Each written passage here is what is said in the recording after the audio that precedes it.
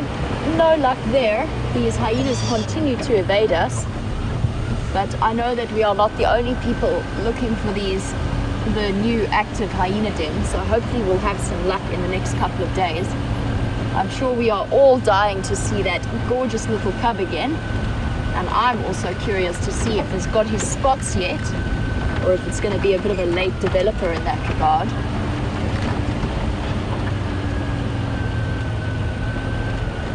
So I've also been listening to the Game Drive channel, and it sounds as though those Birmingham boys are still calling, and I think you might have heard that with Steph. So they are still sort of trying to stamp out a territorial region. So they've terrorized the southern section of the Matimbas territory, and now they're on their way up into the north towards Buffelshoek.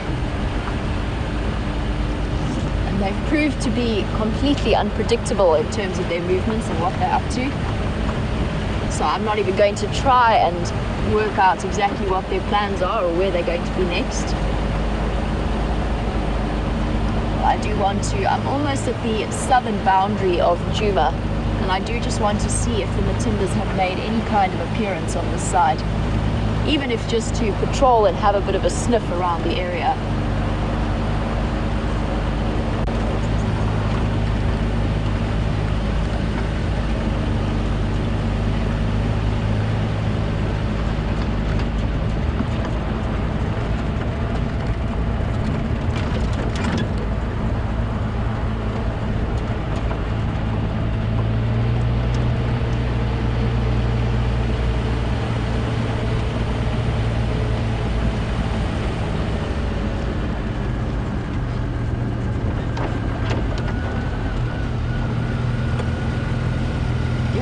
Warming up very quickly this morning. I think today is going to be a scorcher, probably one of the hottest days I've had since I've been here.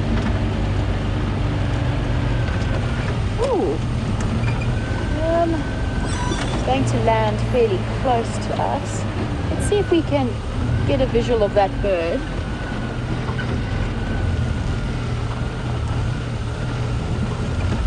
We're quite secretive and shy. Sorry, Andrew. Okay.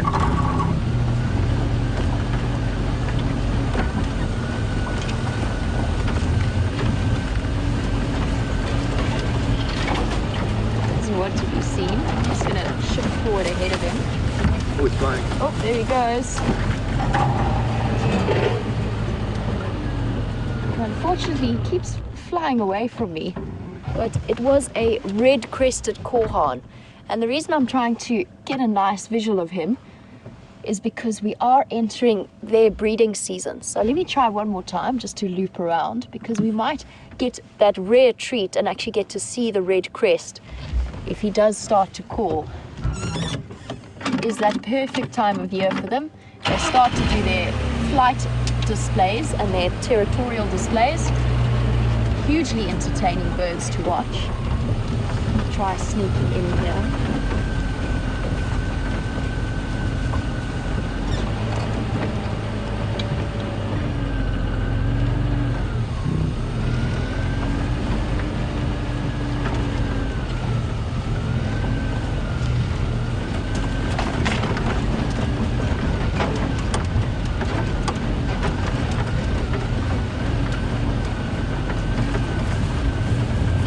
Where did you disappear to? Stop here for a moment and see if I can see him again. And in the meantime, I'm just going to grab my bird book, show you which bird I'm talking about, and hopefully he relaxes a little bit.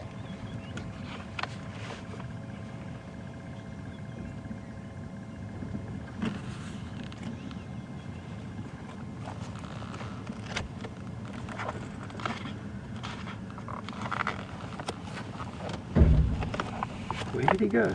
I have no idea. That was absolutely... Oh, there he is. He is moving down there where that fallen tree is, just straight below. In completely the opposite direction to where I want him to go, but at least we can see him. With that very, very distinctive black belly.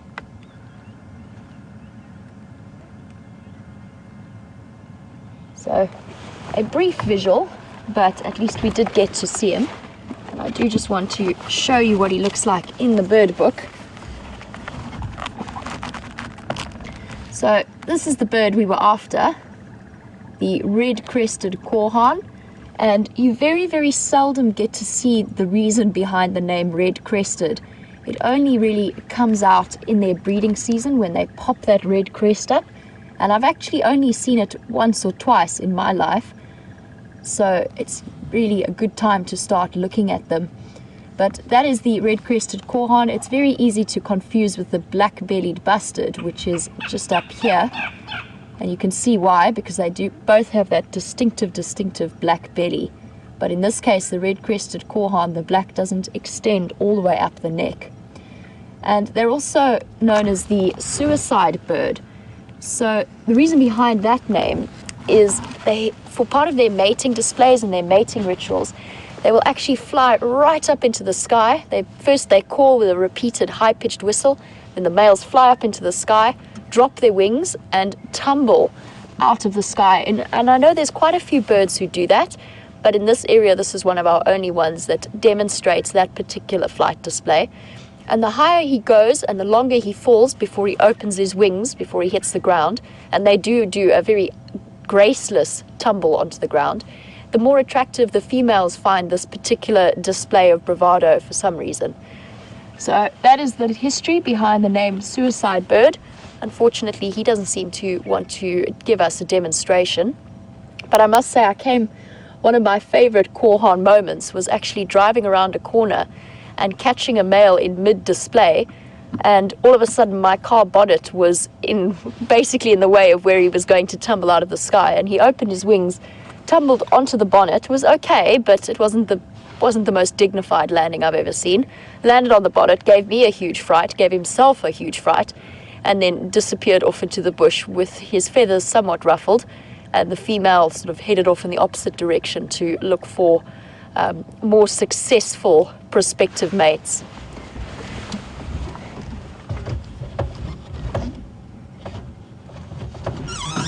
Okay, well, he has disappeared. We shall head on our way for our Matimba search.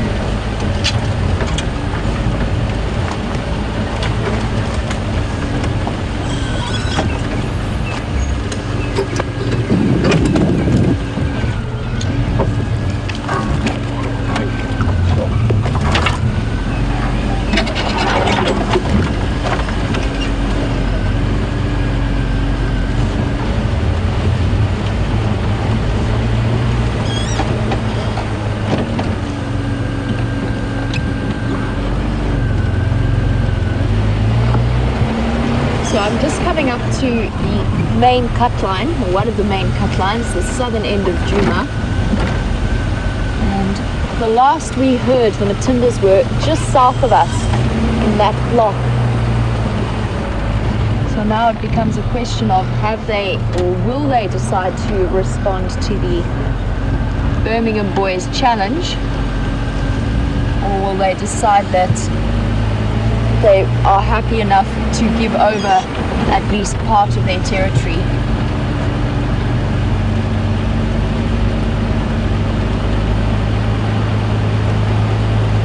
And the fact that it was completely silent last night from this side or at least this morning, makes me think that maybe they've decided that they might stay in sort of the Hoffman's property side and not challenge the Birmingham boys.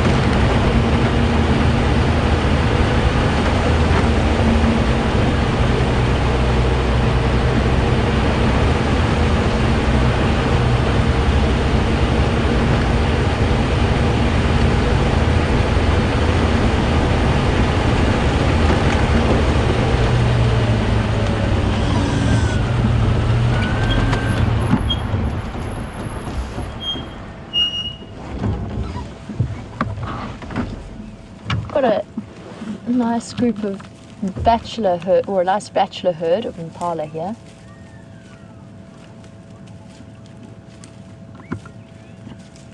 Looking very pretty in the morning light.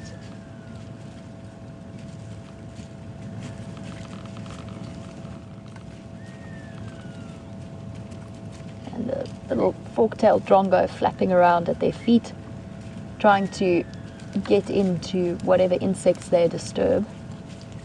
And Andrew and I actually had quite a nice experience with a fork-tailed drongo when we were driving into the Matimba Boys sighting, not the Matimba Boys, sorry, the Birmingham Boys sighting 2 days ago.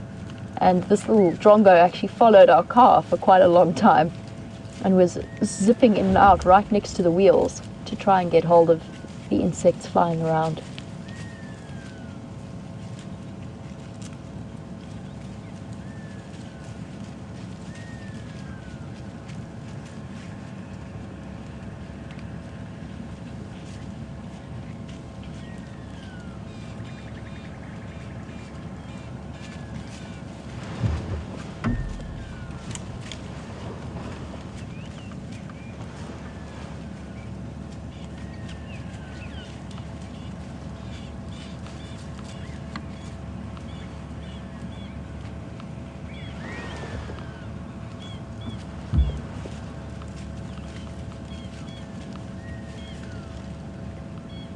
They are disappearing off into the block.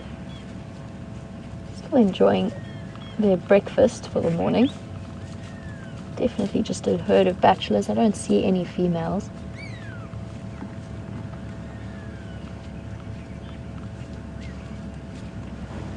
And we've got another sort of straggler or hanger-on. Looks like a yellow-billed hornbill. And they will do similar things to what the drongos do, is follow behind herds. Not as frequently as some of the other, as the drongos, but they will hang along, tag along behind the herds. One of the big things about being on a cut line like this is that there's often plenty of vehicle activity, so I do just need to shift off the road for some vehicles who are coming through.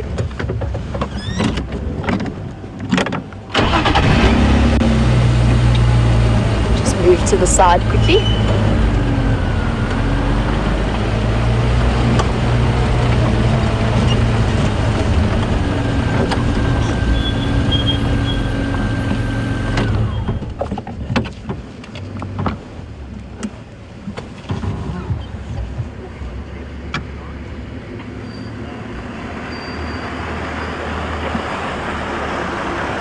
Morning.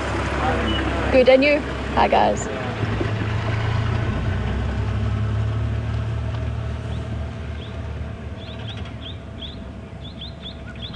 Sorry guys, there's another vehicle on its way. So just going to say hello to them when they come past, although they've stopped to chat with the other vehicles.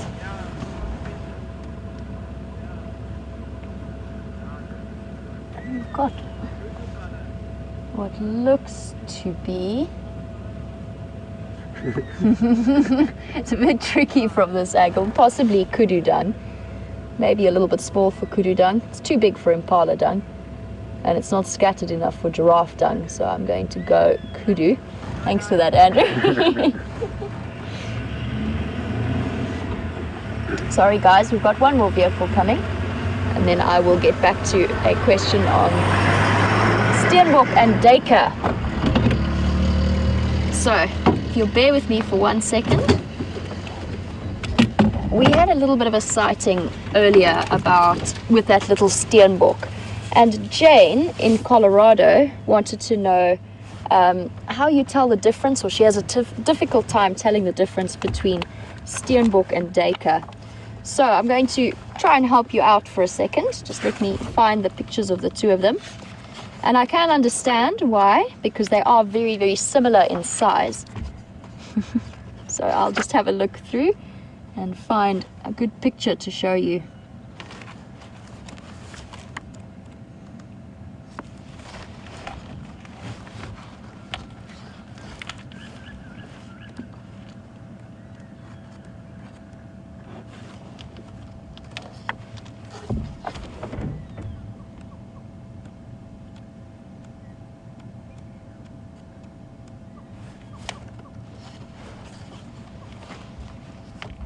So let's start. Unfortunately, I don't have a picture of them together, which would have been the most helpful in terms of answering this question. But let's start with the duiker, and we'll carry on after that if I can find a picture of the steenbok. Otherwise, I'll just describe it with the duiker picture. So this is the common or the grey duiker. So that's the species that we get to see. And they've got, you'll see, quite a straight back, which is one of the ways that I always identify them. They've also got, if you see them facing front on, they've got this amazing little mohawk of hair, especially the females, between the ears. And they have a, as the name suggests, a slightly grey tinge to their colouring, although that does depend a little bit on the way that the light catches them and on the area that they're in. But the most diagnostic for me is the fact that their back is very, very straight, and they're slightly longer in terms of length from nose to the end of the tail. They have quite an elongated shape. And in contrast, the steenbok, which I'm struggling to find a picture of in here at the moment. I did have one earlier, but I don't know where it's gone. All I can find at the moment is a buffalo.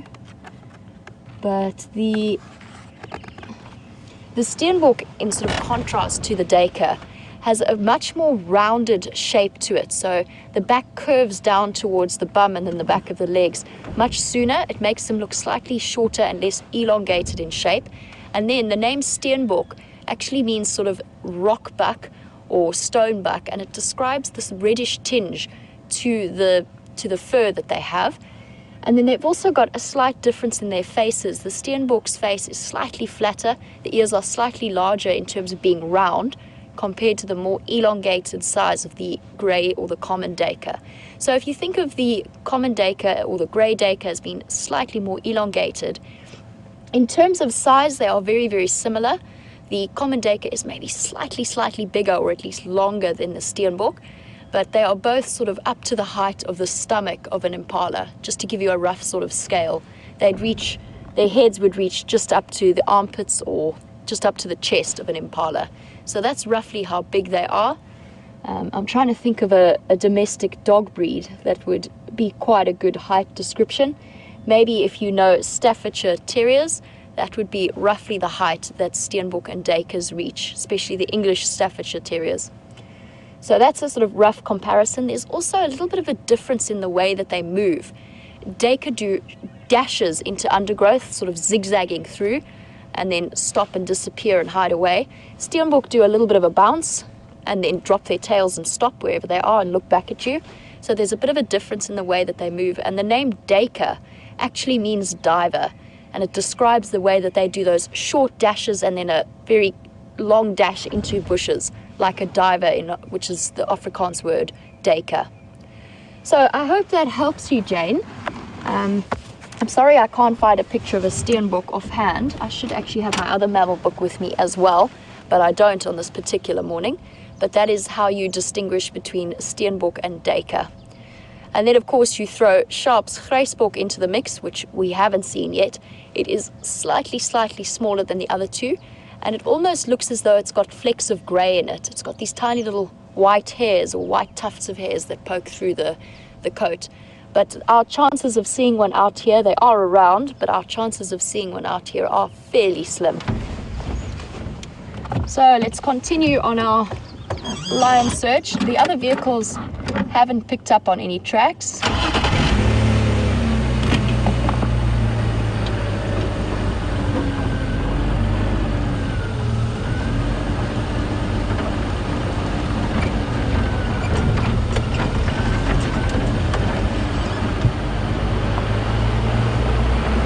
And since we were just chatting about the Steenbok, Georgianne from Illinois, welcome as always to the Sunrise Safari. It's great to have you back with us in the back of the vehicle. And Georgianne had noticed that at our Steenbok sighting, they've got stripes down the inner thighs at the back. And she was wondering what the purpose behind those is. And I think it's a combination of things. I think it's quite a good visual communication and a good way for them to follow each other if they need to. And I also think it serves to maybe break up that outline, especially when they've got that white, very white rump. If their tail is up, then if the predator's eye is following that white flash and then it drops down, then those stripes just help to break up the sort of lighter patch that's under the belly and along the inside of the legs. So that it just helps to enhance the effect of that flash coloration of the white rump. That's just my theory on it. I don't know for certain, but it's probably the most likely reason behind those stripes. As far as I know, they're not in any way connected to scent glands of any sort.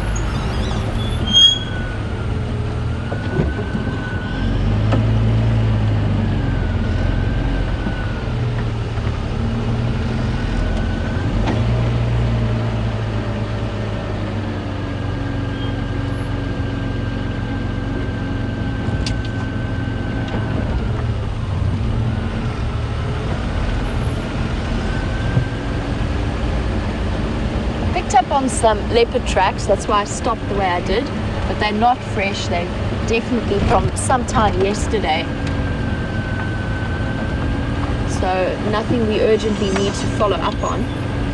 So I'm going to take myself off the main road for now, simply because the other vehicles have been traveling along there, so I don't think that they're going to miss anything that we could find. So we'll leave them to patrol the boundary and head off in this direction.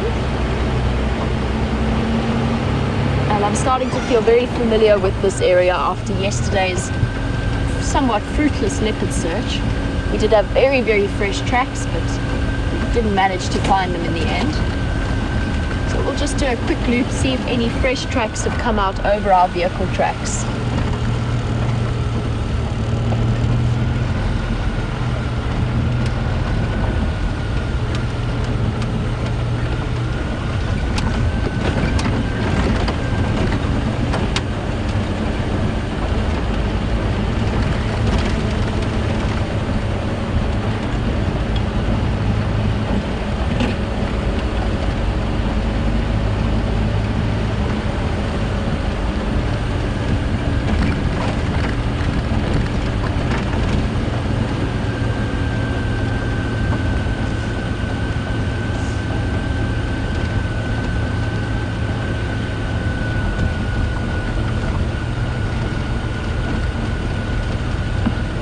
So I mentioned a little bit earlier that we had this spectacular evening sighting of the 5 Birmingham boys calling right next to us, and in particular that large male, also known as Blondie as far as I know. And Blondie obviously because their manes are very light in color. And Kay Lioness, you would like to know if lions with those blonder manes are more likely to produce white lions than those with darker manes. And I have to think about that for a second. So the white lion gene is a recessive gene. It's a recessive allele. which means that you've got to get 2 adults with that recessive allele pairing. And bear with me if you already know this, but there might be some viewers who aren't too sure about this. So it's a recessive gene, which means you need to get 2 parents, both carriers of the gene, but obviously don't show it because it is not a dominant gene. It doesn't push and appear in the physical appearance of the lion. And you've got to get those 2 individuals breeding. And it's not a type of albinism, it's actually more towards leucism. So they don't have the red typical eyes of albino animals. It's actually, they've got the blue eyes and the slightly darker tail tips. So they're not completely devoid of pigment. Now in terms of genetics, most of the white lions that we see come from the sort of Timbavati area and around the sort of General Kruger area.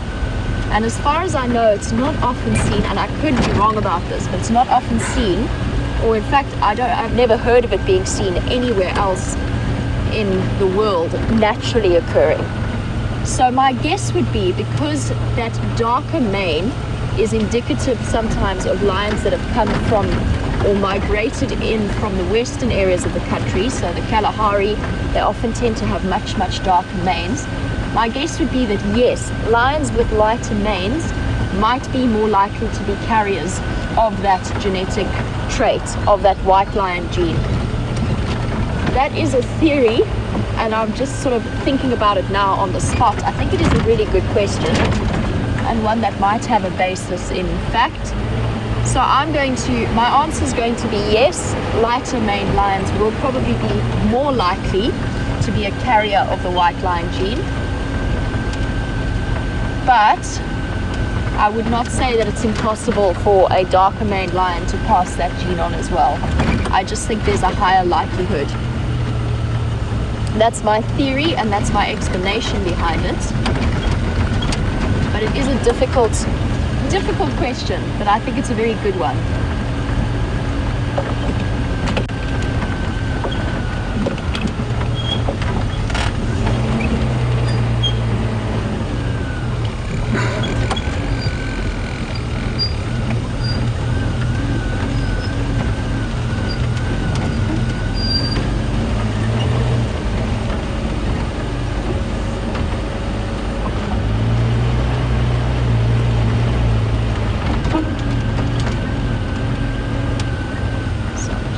Checking again rather thoroughly at Treehouse Dam, which is close to where I last saw those mating leopard tracks.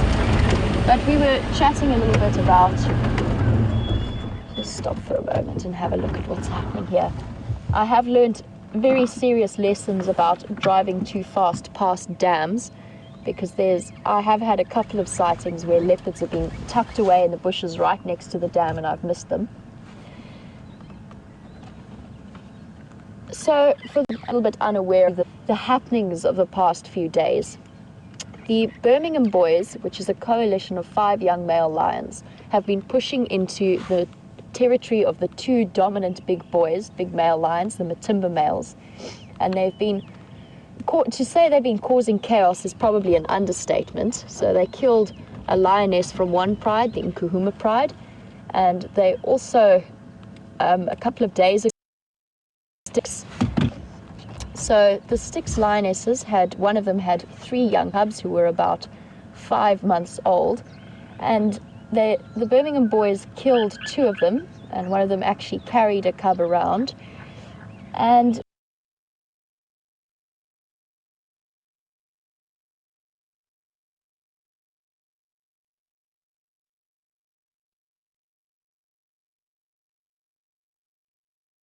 it appears that we are under attack from a serious influx of gremlins on this Friday morning.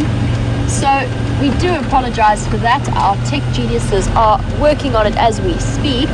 However, we do have a suggestion for some of you guys. For whatever your streaming platform is, use the auto settings or the lowest settings at the moment. It's just going to be your best bet for helping us defeat the gremlins this morning. So that would be a suggestion from us, that you just switch across to some of the lower auto settings.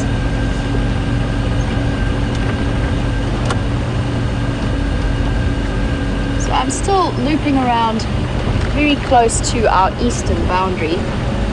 My end, or at least one of my destinations in mind, is Buffelshoek Dam, just to see if that leopard has been around the area and made any kind of appearance.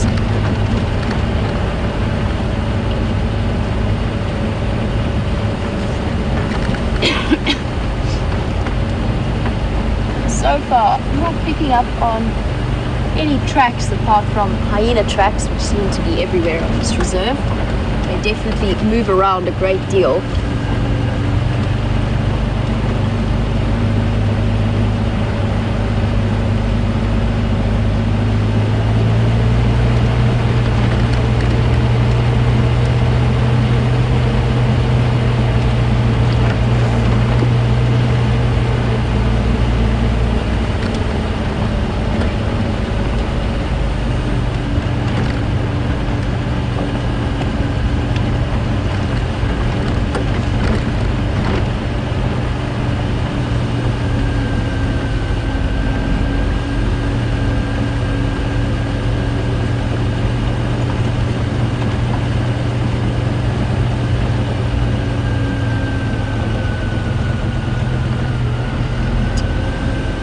So we were chatting a little bit about the difference between duiker and steenbok, and I've been desperately trying to look for a common or a grey duiker. And Ruth, in the UK, you've picked up on the fact that it's pronounced two different ways by different people. One is duiker, the other is duiker, and you were wondering why that is. And I think the most true explanation would be the fact that there's English people saying it and then Afrikaans people saying it, and it is an Afrikaans word. Now the UI in that particular instance, to the best of my knowledge as an English-speaking South African, in Afrikaans is pronounced oi, so duiker rather than duiker. It's not an I sound, but that's probably where most of the confusion comes in, Ruth. It's just English people trying to say what is essentially an Afrikaans word.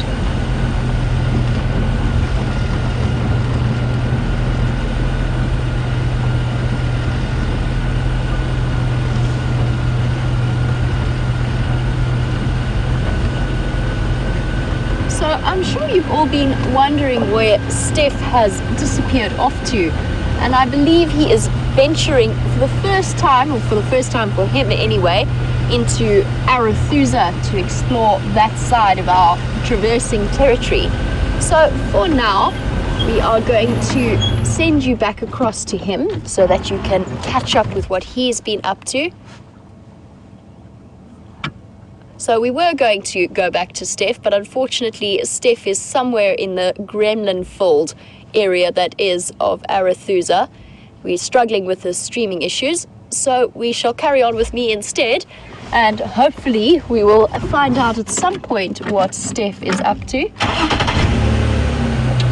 His missions around.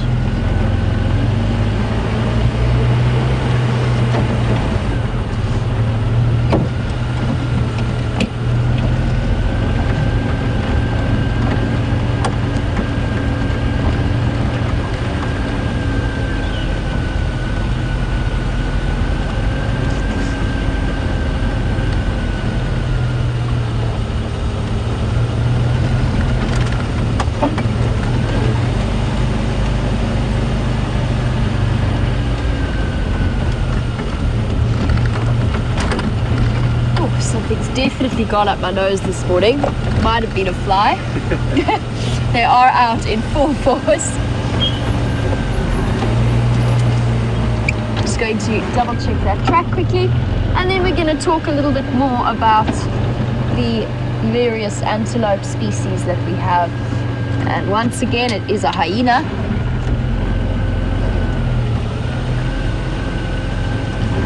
Actually, I have a question for you guys, and it's a bit of a quiz. It might be a difficult one for some of the new viewers. Can we get them from here, Andrew? Possible.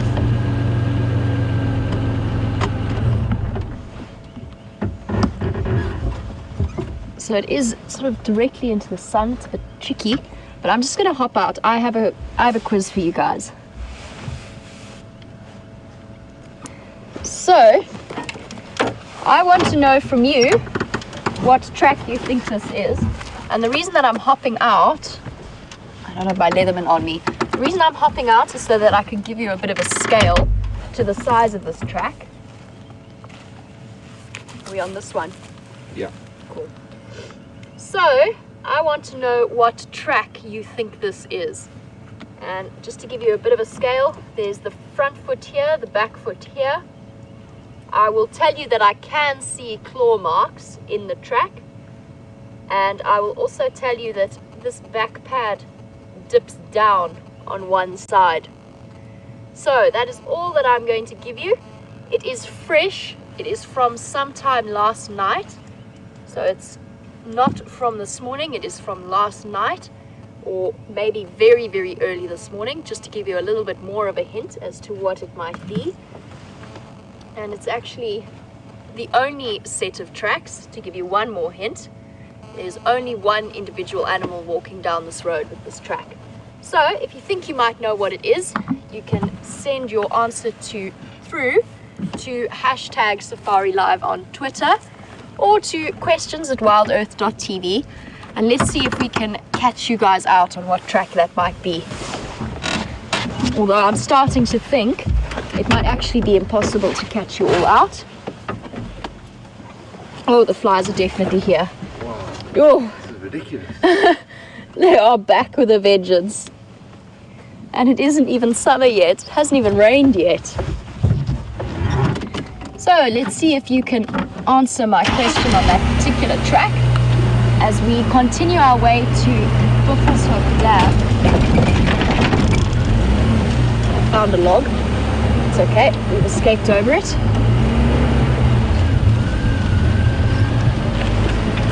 And we were chatting a little bit about the various antelope species, and we have been doing a little bit on the differences between the various antelope species. And Maggie, welcome to the Sunrise Safari. You wanted to know what the difference is between a springbok and a Thompson's gazelle. And I am going to attempt to answer that question with pictures once I get to Buffelshoek Dam. But I will say that one of the most important differences is actually distribution. So as far as I know, there's not much overlap in terms of where you find springbok, which is to the west of our country. You find them around the Karoo, around the Green Kalahari or the Southern Kalahari, and towards the Western Cape. The Western and Northern Cape. And Thompson's gazelle tend to be situated further up towards East and Central Africa. So we will chat a little bit about the physical differences as well. To the best of my knowledge, Thompson's gazelle are a little bit taller, a little bit longer in terms of size, but I will just double check that in a moment, and we can have quite a long discussion about that. And don't forget, I'm still very keen to hear who's got that question about that track correct. They're still all the way continuing up this road.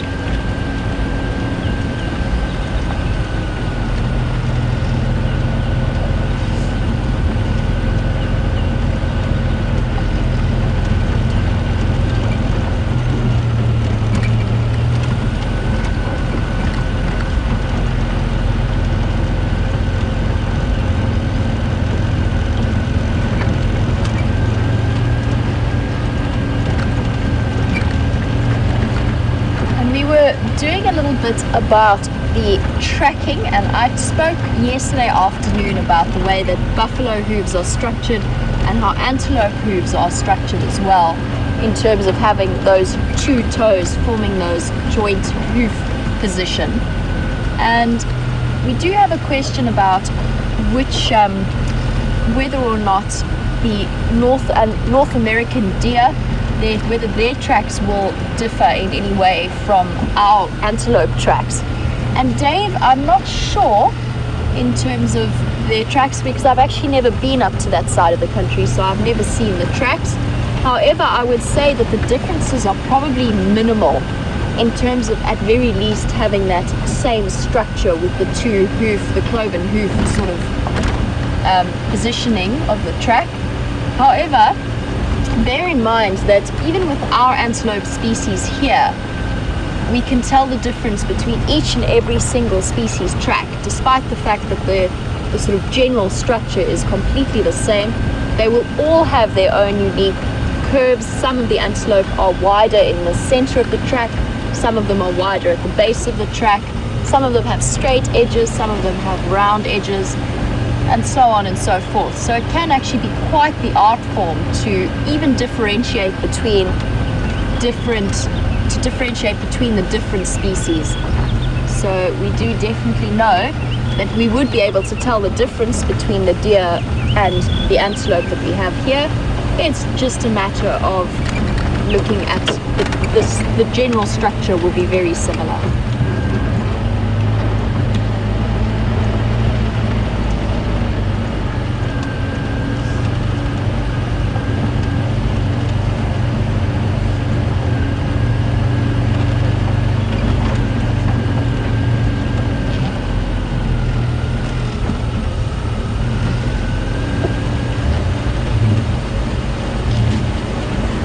So I'm not sure, but I think I might have caught you guys out on that particular track, and there had been lots and lots of different answers in terms of what it might have been. I just stopped to have a look at these tracks, but I'm going to leave them for now. So the correct answer to my mystery track was a white-tailed mongoose. And I will explain to you why I came to that conclusion in a moment. So lots and lots of people guessing civet, honey badger, porcupine, serval, all kinds of things along those lines. So I think we might actually have caught you out on that one. And let me explain to you one of the most important features, and I did give it away. In terms of size, it was tiny. It's tinier than a porcupine, which I actually think I've got on the road here at the moment. I'm going to try and show you. It is tinier than a porcupine. It is less round than a civet, although it is quite similar in size to a civet, maybe slightly smaller. Geez, flies, go away. Okay, the porcupine track I did have is ducked off the road. I'm not going to go too far back in terms of finding it again. Okay, so let me just stop the car so I can concentrate on explaining this difference. Most important thing that I was taught in terms of tracking, if you're looking at a mongoose track, you look for the asymmetrical back pad, which is why I said to you that the one back pad is slightly extended on the one side than the other. Now you do get that in porcupine and honey badger tracks. They do have that slightly asymmetrical look because they are in some way, especially with a honey badger, they are fairly closely related to the honey badger, which is why their tracks look similar, but much, much, much smaller. Then in terms of the fact that the claws were out, it was solitary, all of those are a little bit of hints in terms of how, or at least which animal made that track. Serval tracks are cat tracks. They're nice and neat with the usual 3 lobes at the back of the pad, you can see, but a little bit bigger. Caracal also a little bit bigger. With mongoose, you then look at that asymmetrical back pad is the most important, and then you also look at how many thanks Andrew, you look at how many individuals there are. So it's a solitary little animal, it's nocturnal, and there's no kind of drag marks of quills. The tracks are fairly tiny, they're about this big, as opposed to porcupine or honey badger tracks, which are about this big in length. So I think we might have caught you out. However, I'm sure that you are wondering what Steph has been up to whilst he's disappeared off into Arethusa. Maggie, I haven't forgotten your question. I will make sure that I get those pages up and ready to show you the differences between the Thompsons and the Springbok. However, for now, we are going to cut across to Steph, and I will be back with you a little bit later.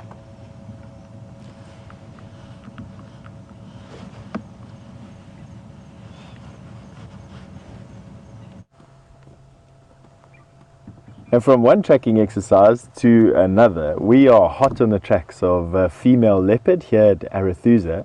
Myself and Brian came down here, and we've been trying to keep everyone updated through all the gremlins, and unfortunately it's just been a bit rocky this morning from that point of view. But nonetheless, why we're standing by where we are now is that while I was out the car tracking these fresh tracks of this female leopard coming into this area, all of a sudden Impala started to give alarm calling just off to our right hand side. And although it's not in the direct line of where the tracks were, there has been reports of two leopard in this area, a male and a female. We don't quite know whether it's the Kwatile female or whether it's Shadow, but definitely female tracks, not the biggest female tracks I've ever seen, and a male's tracks, although the male's tracks weren't as fresh. So myself and an Arethusa ranger, Cedric, have come into this area to see what we can find. They've gone on foot and with a tracker to go and have a look and see what they can see, and we are standing by here to hear what they have to say when they get back. For two reasons. One is that when we drive we seem to lose you, and two is I really want to hear what Cedric has to say when he gets back with his tracker to see what's been going on, what tracks are in the area where these impala have been giving their alarm calls. Now, I know this morning's been a pretty frustrating morning for the viewers who are used to seeing lion and leopard and elephant jumping out of every bush. This is just one of those days where we tend to be tracking a bit more than what we do in other days, and it's just how it goes out here, you know.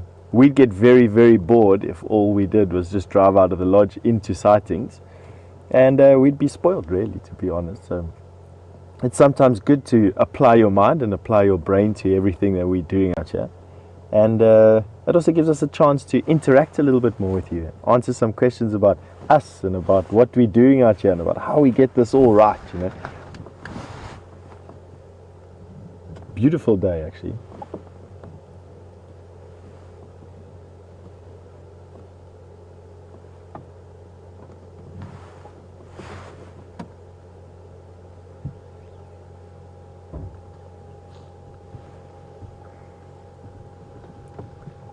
So while we're having a look at the bush around us, I'd like to answer a question from Jim in California from a bit earlier when we were doing our scorpion track. Jim, you've asked if we have a summer, or 4 seasons really, summer, autumn, spring and winter, rather than a wet and a dry season like you have closer to the equator, or a summer and a winter, I presume you were suggesting. At the moment, we are in just the end trails of winter. Officially, our spring starts on the 1st of September, and we'll have quite a short spring. It's really probably 1st of September until the 1st of November, I would say, is our spring. And then from the 1st of November until about the 1st of April would be summer. 1st of April to the 1st of June would be autumn, and then 1st of June all the way through to the 1st of September would be our winter. That's how I have it. I mean, it's not everyone has their own opinion. That's just me living out here in the Kruger National Park. That's where I see the biggest seasonal changes. And what we can expect to see now is a carry-on of the dry period. We're not going to be seeing much in the form of rain here until at least the middle of October sometime. And then it gets very dry until December, end of November, December period. And it's in those times that the temperatures spike, but we do get a flush of grass and we get a flush of flowers coming through. And that for me is what typically is spring. Still dry, but with flowers and grass coming through. And so we definitely get 4 seasons here, just to answer your question without rambling on and getting lost in my explanation. As you get closer to the equator, the temperature between winter and summer doesn't change as much. You get a very small variation, and you only really get a wet and a dry season. So in countries like northern Botswana and Zambia, and as you go up into the equatorial belt, we there find a rainy season. You have an on-rain and you have an off-rain, and in some places like East Africa, you even have a small wet season as well.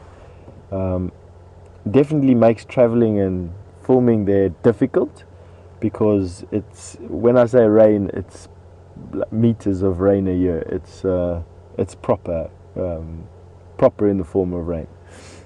So this area where we're having a look at the moment, just want to draw your attention to what it is. We are on the downslope portion of what we call a katina out here. And these are dominated by these guari thickets. The bush that you're busy having a look at, the green one without the with the leaves on, is a magic guari, or the Euclea divinorum. It is a tree that typically grows just above a drainage line and just below a seep line. And for those who watch the show quite often, you'll note that at this time of the year we find a lot of buffalo, a lot of zebra on seep lines, which isn't too much of a problem. That's it's the seep line is like an extended spring around a hill, and these guaris grow just below that, so not quite on the edges of drainage lines. And there's a typical guari over there with a white stem and those vibrant green leaves. Quite hard, leathery leaves with a lot of tannin in them. Humans use the trees themselves. The berries are nice and edible. The bark, the inner bark, produces a very nice tannic acid, which we use for tanning leather. The roots make quite a nice purple dye for dyeing baskets, and like a purplish brownish dye for dyeing baskets and hats. And the leaves are not really eaten by anything. The leaves are not really tasty at all. A lot of things like lying in them for shade. And then the tree itself, the specific name divinorum, comes from the fact that a forked stick of this particular tree is believed to be able to point out water.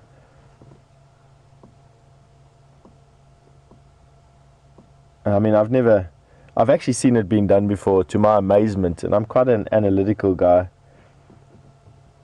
I didn't really believe what I was seeing, but I watched this stick behave in my hands like I've never seen anything behave in my life. It definitely pointed down, we definitely drilled there, and we definitely found water. So believe what you want, that is the facts.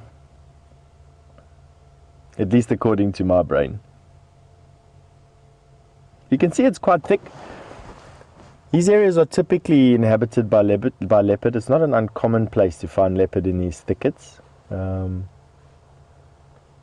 enjoy the cover, I think, that it gives them. And then also these areas are quite often inhabited by impala herds. We've got two dead knobthorns. Have a look at that. Big blue sky today. It is a fantastic day. Not too hot just yet, although I can feel that we're going to be singing by 1-2 o'clock this afternoon. Alright, so Cedric's back. We're just going to get a quick update. I'm going to be speaking to someone off camera, and I'll let you know what the story is now. Right. It looks a male and female fresh going across the power line. Okay. Going to Safari Donga North. Okay. So just left Norman there. I think he also heard them. Okay, I'll follow you. Okay. Right, folks, leaving Norman, we've still got a track going that way, but very Alright, so Cedric has said that he's got some fresh tracks of a male leopard and a female. We're going to be following Cedric in that direction and see if we can pick him up.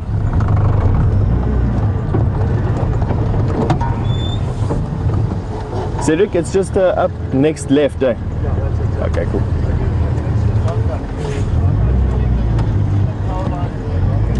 Okay.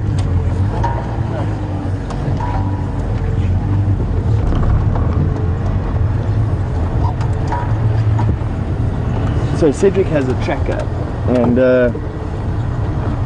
these guys are really fantastically skilled at deciphering tracks. Where I just had a fresh track on the road and I could tell that it was a fresh track.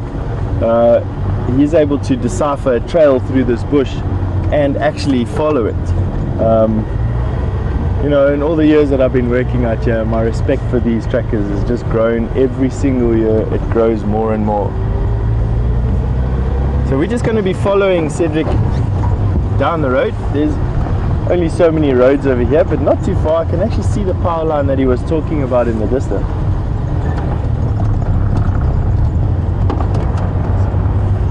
We've got a bit of dust on the lens. It's just Brian's finger that's cleaning it.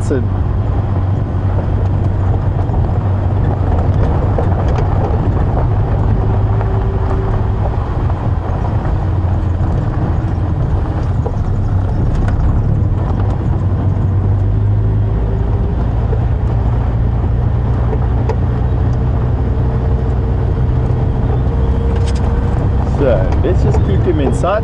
He's got radio comms with his tracker.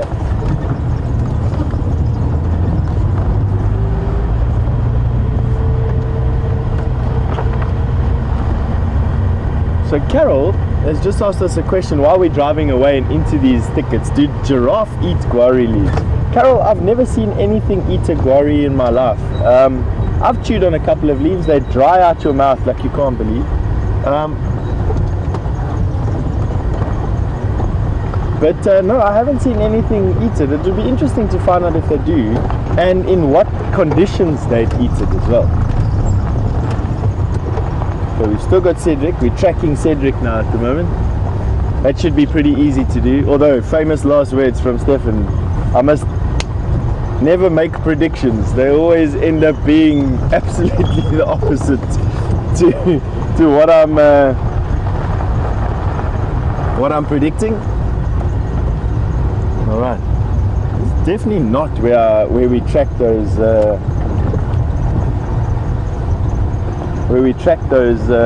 female tracks from. Those tracks definitely came further up the road. But you know, you never know. They could have made a loop. Anything's possible.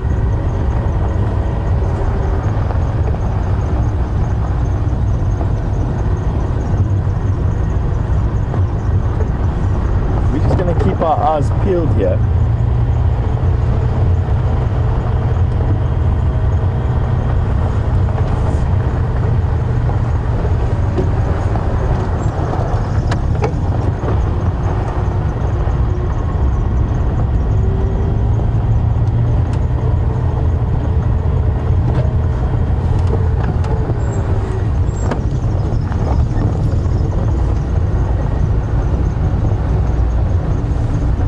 I don't think these tracks came this far down.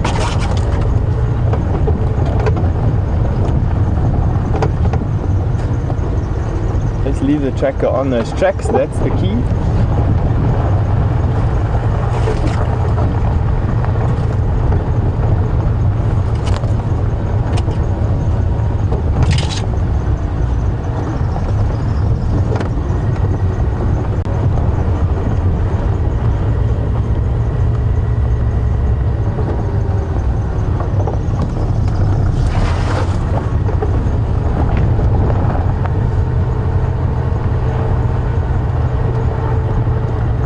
Going down this road over here, following Cedric. He's in radio communications with his tracker.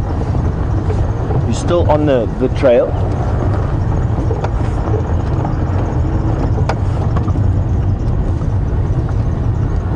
We might have to go off-road here at this stage to meet his tracker in the bush.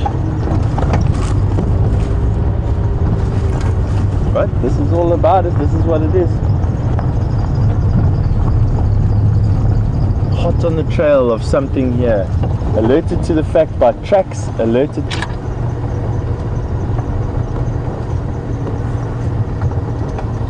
It's actually the brother of a friend of mine who I started guiding with 16 years ago. Can you believe it?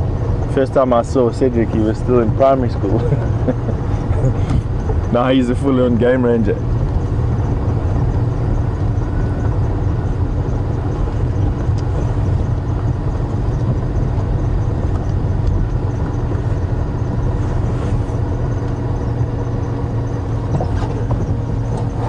Right, now we're slowing down. This is in the line that we thought that these animals were calling. Good idea just to switch off and listen.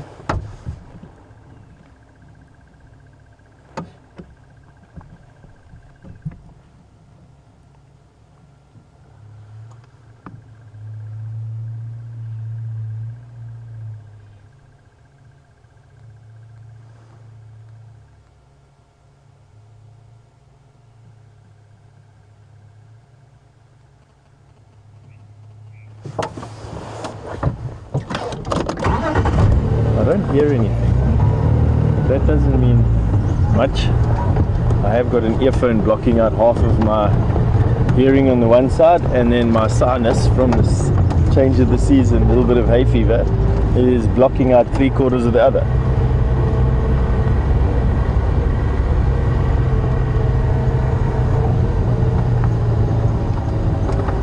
So this area with all these drainage lines, perfect leopard habitat.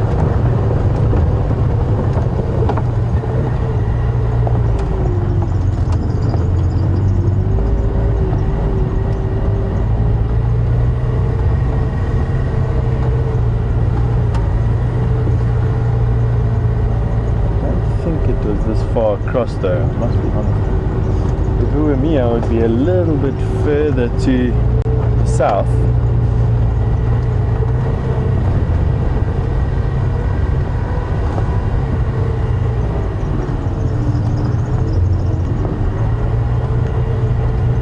I have got some significant game trails here.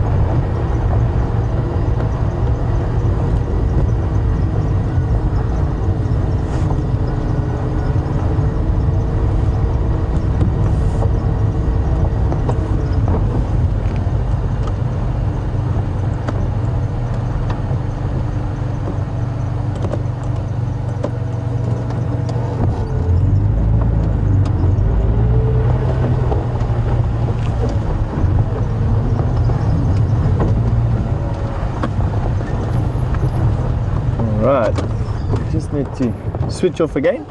Always a good idea just to switch off and listen as often as possible. Got some Franklins making a, there's a Nyala there. We've also got some Franklins making an alarm call.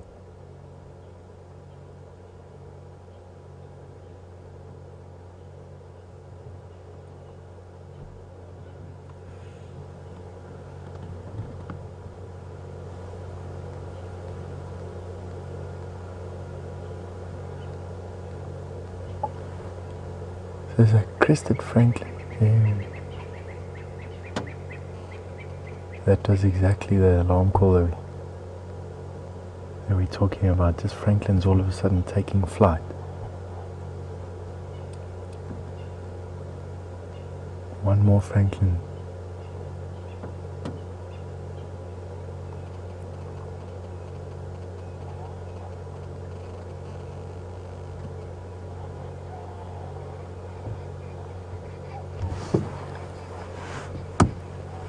I still think that we are following two different leopard here. That the tracks that we had a little bit earlier are from a different female leopard to the one that this tracker and Cedric are following. They just seem to be fresh and in the same place.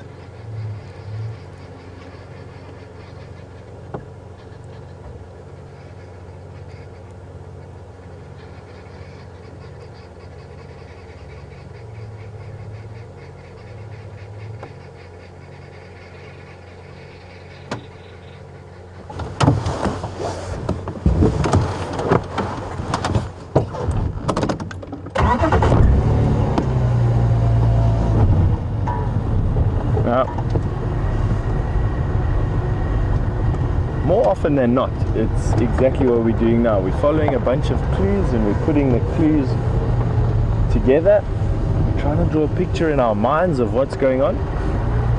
And sometimes it results in us finding something, sometimes it results in one of our colleagues finding something. And sometimes we're lucky and we just bump into something on the road.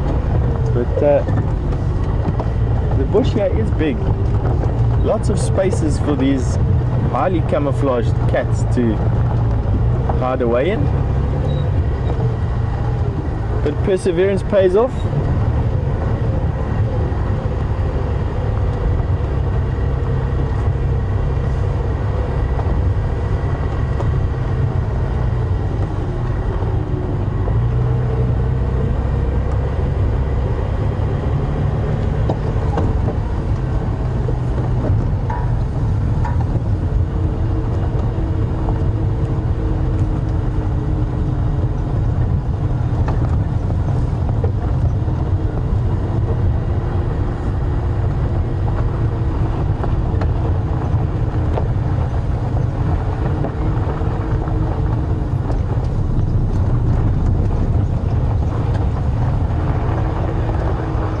Just had a report from Cedric that his tracker is still on the tracks of a male and female leopard.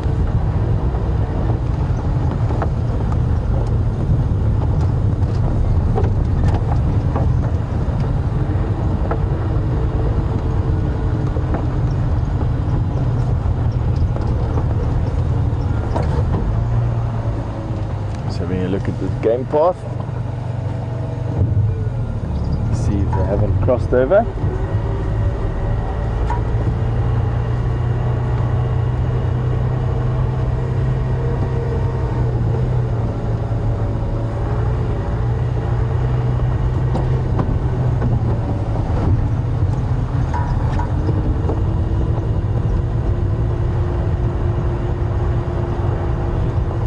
Keeping my eyes peeled in every place that I can possibly think that a leopard might be, underneath bushes,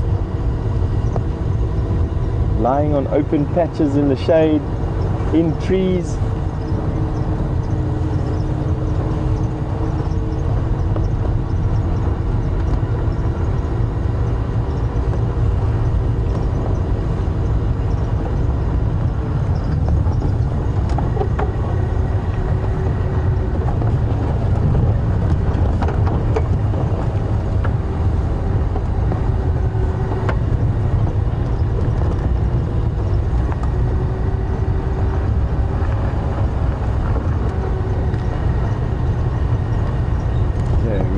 Going to be bypassing Cedric and carrying on. He's going to stop in this area and he's going to be listening to the bush around him.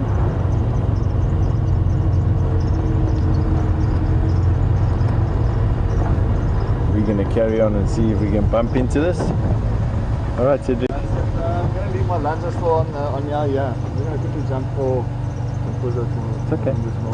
Good stuff. I'm just going to keep my radio on. If anything, I'll see you in a bit. Let's talk. We have power lines up and down. It looks like you said, it looked like it was landing some runners on that side. Okay. Yeah. Cool. Thanks. Yeah. Ciao. Bye. Alright, folks. That was just a quick update from Cedric's tracker. He has radio communications with Cedric's tracker. I don't. But it doesn't mean too much. No.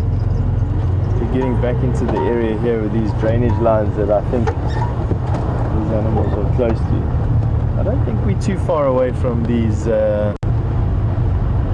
tracks at all, or from these cats at all, I should say.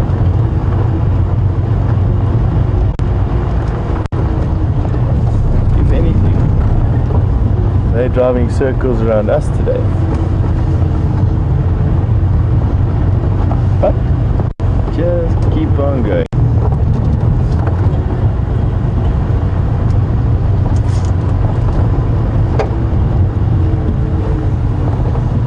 Getting back into these guarri thickets again, which is pretty prime leopard habitat. It's nice and open. It's what you want. Okay, got these leopard tracks here.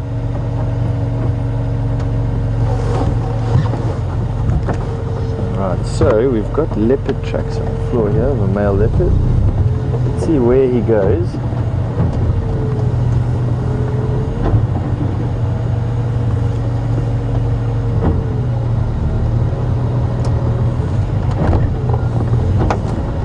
Very fresh tracks.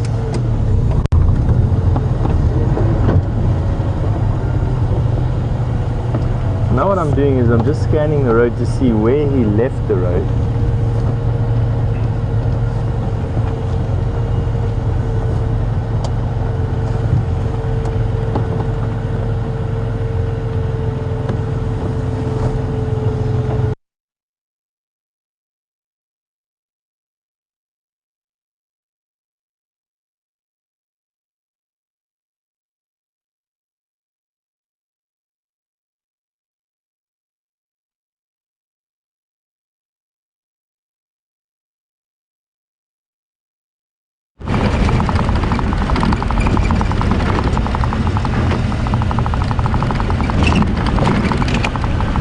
I am now.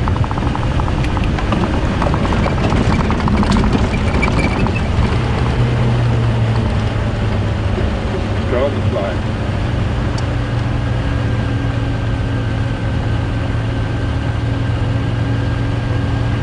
So guys, welcome back, and we do apologize for that somewhat rude interruption.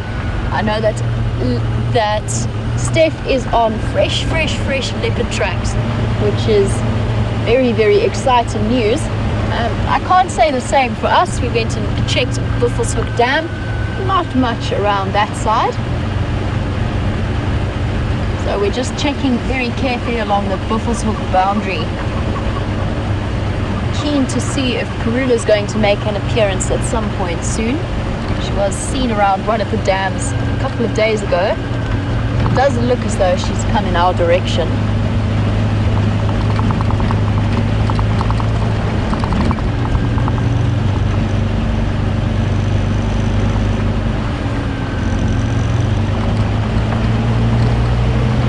And it has been, as Steph mentioned, one of those quiet mornings out here in the bush. But of course, we can't have too much excitement, otherwise we wouldn't have too much work to do.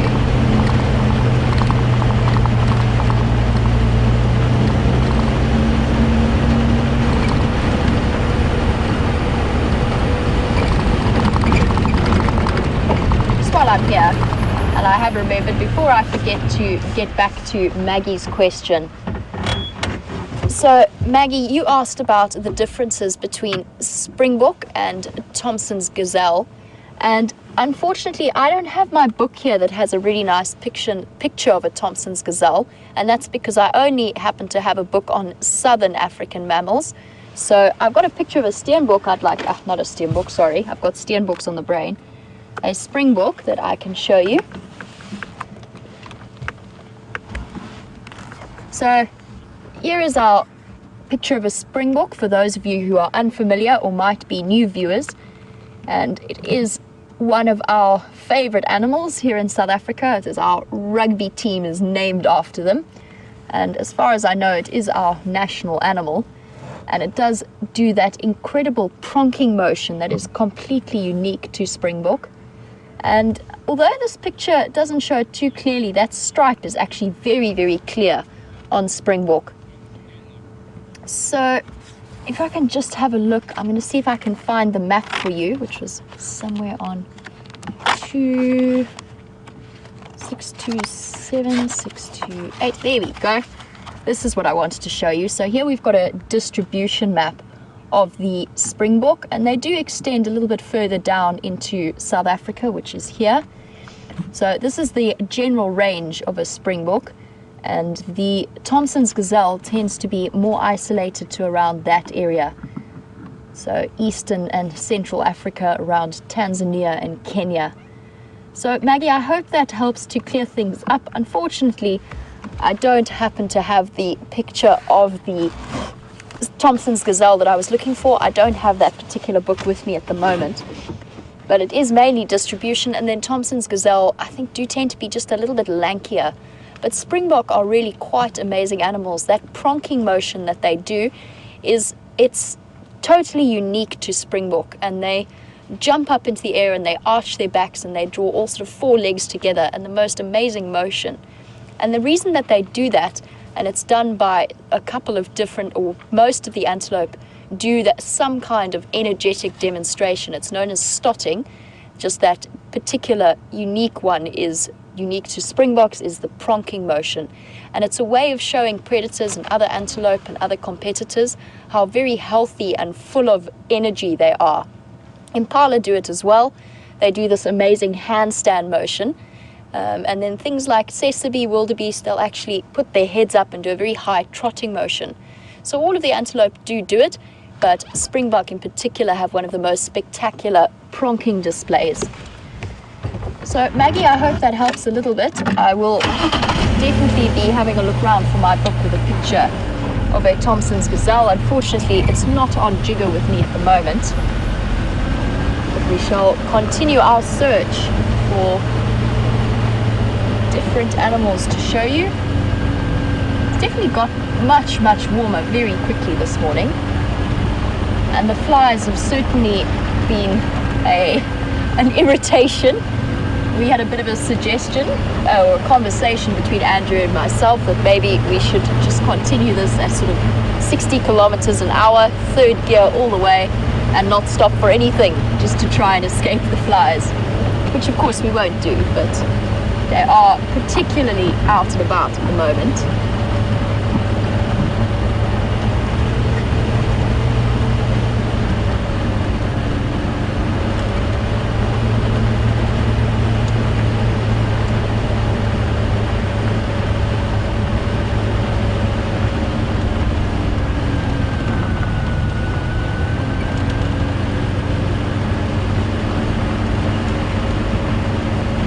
On the subject of flies that are plaguing both Andrew and myself, Zai, you suggested that we get our own personal ox pecker. I think that is a fantastic idea. I think Andrew and myself should both take one and train it up to sit on our heads and catch the flies and the ticks that might come our way. And I've actually got a really interesting question from Sibusiso, aka the Black Mamba. Welcome as always to our sunrise safari. And you were wondering if there's any plants that act as a sort of a fly repellent, and that's actually a really good question, and something I just happened to coincidentally be reading about last night. So I was reading about the various naturally occurring crop plants, so the mazes, the sorghums, all of those kind of seed-like plants that are then ground up and made into flour and maize. And obviously by the various rural people throughout the years in South Africa, they've learned to cultivate and to look after and to farm. And I was reading about a type of aloe mixture that they use to spray on the crops to get rid of any kind of flies and other parasites. So, Sibusiso, I think that's a fantastic idea. I might read up a little bit more about that and possibly invest in some aloe type mixture to help keep them away. You can, I mean, we know about citronella candles and citronella oils being burned to help keep away mosquitoes. I don't think it works too well with flies, but perhaps having a further read up on that aloe mixture that was mentioned in the book I was reading last night would be a good way to address this particular problem.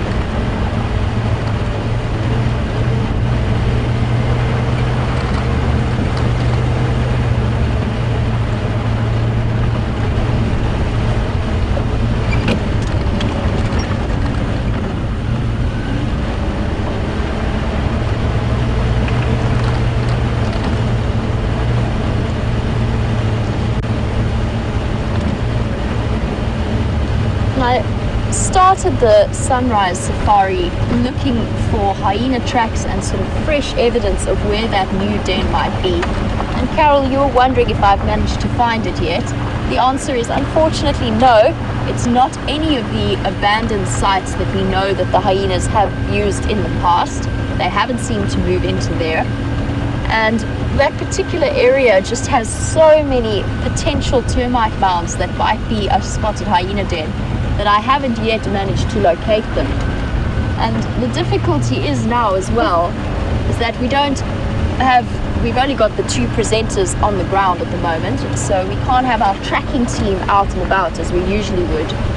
But and I want to be able to either get there early in the morning or late at night to try and see where they've gone. And unfortunately, we haven't had any hyena activity while I've been out on the sunrise safari. They are tucked away somewhere. It's just a matter of trying to figure out where they've gone. But I will be keeping my eye open. I'm very, very keen to see that little cub again. Did bring us, or she at least, did bring us quite a bit of enjoyment over the weeks that we did know where that den was. So I'm very, very keen to find them.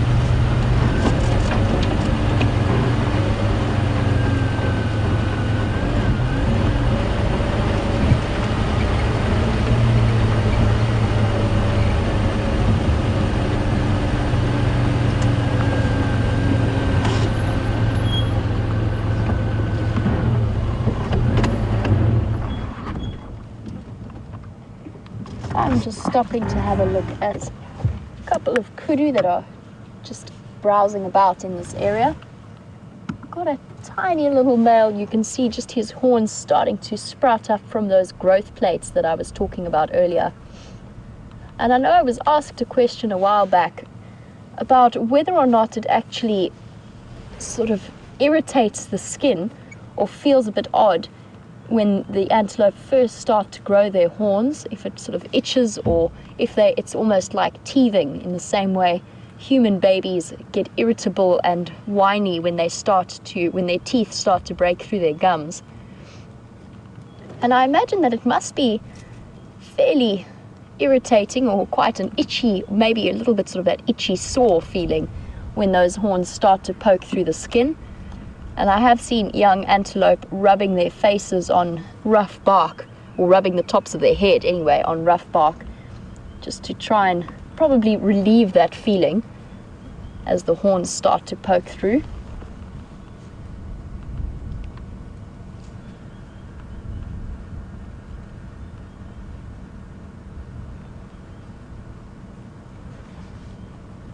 And there's one of the adult females doing what kudu do best, which is tucking themselves away in thick vegetation.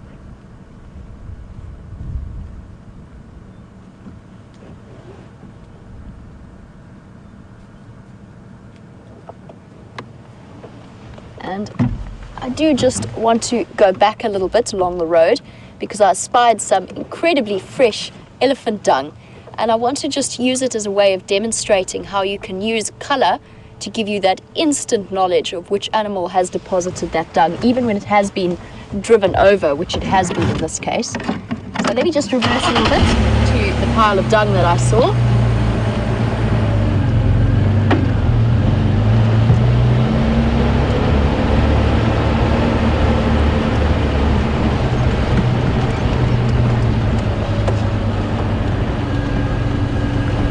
I love that smell. Fresh ellie poo.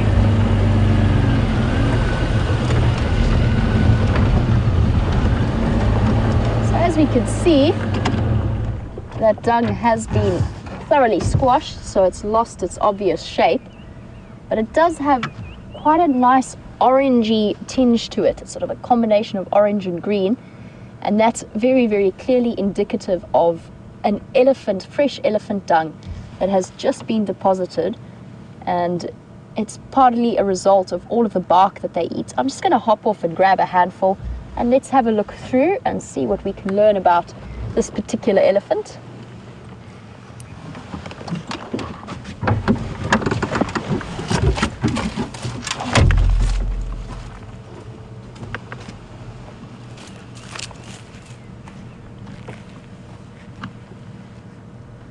So, nice and damp. It's not warm, which tells me that this was probably from last night, but it is still very, very damp. This is quite a well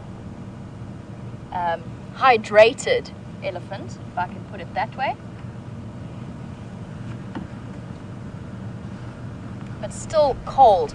And it's always important when you're tracking and you're trying to age, go away flies, you're trying to age the dung that you see. It's important that you break it open and you have a feel in the middle of the dung, just to see if there's any warmth to it. So this particular ellie, we can't learn too much about it. It's quite, judging by the tracks that are next to this dung pile. It's probably a large female, and she's been eating grass and leaves. Not actually, quite a lot of grass, more than I expected to find at this time of year. And probably, although she's an adult female, this is quite well chewed and quite well digested, so her teeth are in very, very good condition. She's definitely worked her way through fairly effectively, and probably in that case not an old elephant, so not an elephant that might be struggling with her teeth being worn down. Okay, so just a brief lesson on determining what species and how fresh the dung is. I'm going to return it to the environment for the termites and the flies to start working on. Yum. Definitely a very well hydrated elephant. That is nice and moist. Sorry, Andrew, you now have to put up with the smell. Oh. I happen to really like that smell. No, fly, go away. I probably haven't helped my fly situation, but maybe I might have helped Andrews. They might now start to target me a little bit more. Yes.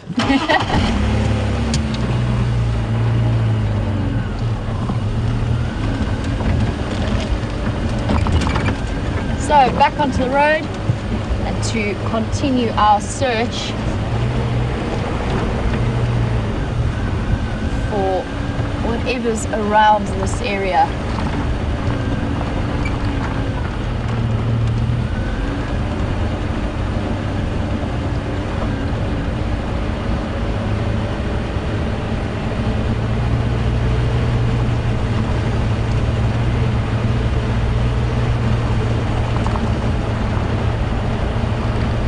This is actually one of my favorite areas of the reserve, just where the Mulwati, the very large drainage line, crosses into Djuma and makes its way into that incredible network of drainage lines that we had towards where the buffalo carcass was. Definitely one of my favorite areas.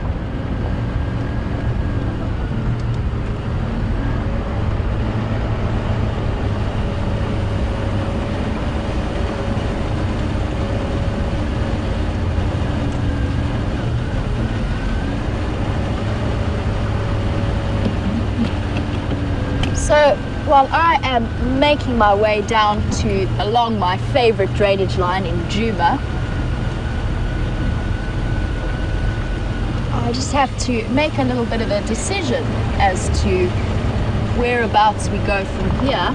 I don't have any tracks to follow up on, but we're gonna just check along. And this, of course, drainage lines are a really, really good place to have a look and just look for leopards. It's a great place for them to hide, nice thick vegetation. Fortunately, it does make life a little bit more difficult because they do hide themselves away very efficiently.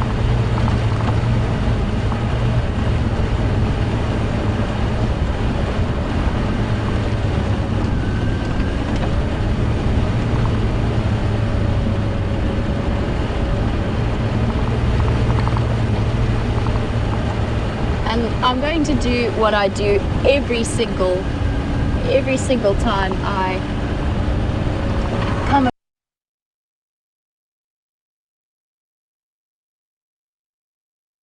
get too much closer. I don't want to scare him away. Here we go. Tucked away just in the back there. So not a leopard, but we've actually got two eagle owls. I'm going to stay here for the moment. I don't want to disturb the other one. I can see it from my angle. Unfortunately, you can't. But I don't want to frighten them away. They were a little bit unsettled by my approach because they were a bit of a surprise. But we've actually got a mated pair of Varro's eagle owls. Definitely one of my favorite owls. Incredible, incredible birds. They've got that big, big size to them.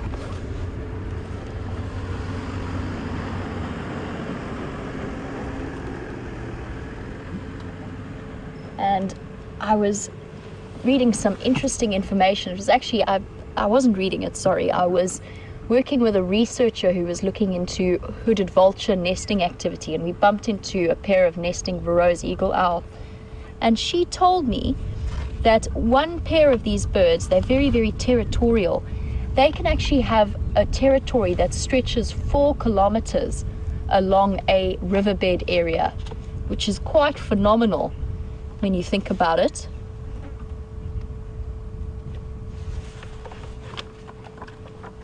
And we were lucky enough a couple of weeks ago to have one kill a guinea fowl just right by the campfire that we were sitting at. So quite extraordinary birds. One of the largest ones that we get in this area. In fact, the largest owl, hence the name eagle owl.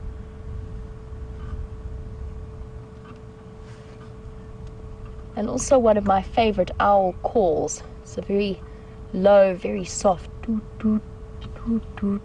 It's an awesome sound. I'm going to try and shift a little bit so that we can see the other one, just so that you know there are 2.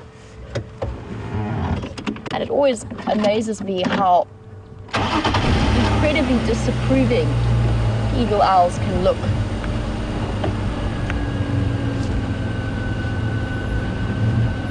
Nope. Flying off, unfortunately. Not too far away, but decided that he didn't want to stick around for us to see, maybe just a little bit camera shy. But his or her mate, it was hard to tell. The eagle owls have the same dimorphism as in all raptors, so the female will be larger than the male. Unfortunately, we didn't see them sitting down next to each other, so it's hard to tell which one is which in this particular case.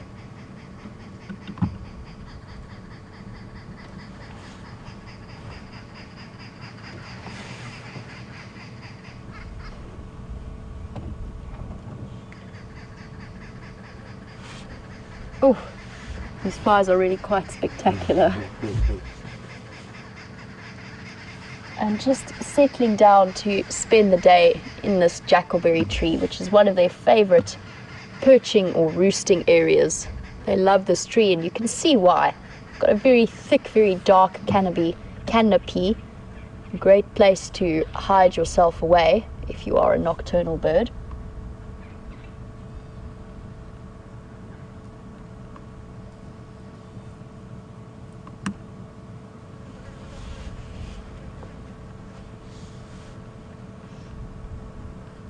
And owls really are the most phenomenal birds.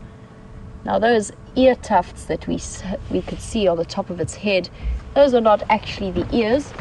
The auditory canals, the auditory openings, are situated further down on the side of the head, and they are, I'll just grab a picture for you in a moment so that I can explain this a little bit more fully.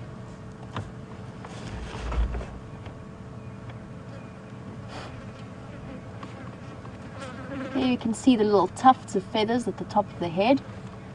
And as I said, those are not actually the ears. They've got openings on either side of their head, but at different heights, situated at different heights on each side of the head. And that allows them to get a really, really good grasp. The flies keep flying into my mouth every time I speak. A really good grasp of where a sound is coming from. So if you can imagine hearing it, almost three-dimensional impression of sounds, and it just is what helps to make them such efficient hunters. We can hear some tiny little bird is alarm calling at their presence. I can't actually see where it is.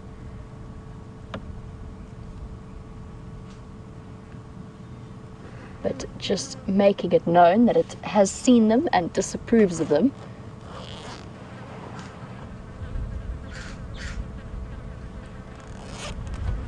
Here we go. And the owl could not be less concerned.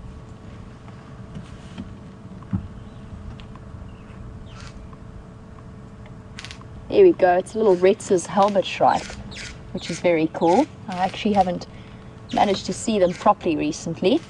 But that was a Retz's helmet shrike. There will probably be a group of them around here. They are sociable birds. And obviously that's a very good strategy to have, because eagle owls, as I mentioned before, are very, very efficient bird hunters, especially at night. Obviously when the daytime or the diurnal birds are all sleeping in trees, then this particular menace is out and about, flying through on deadly silent wings.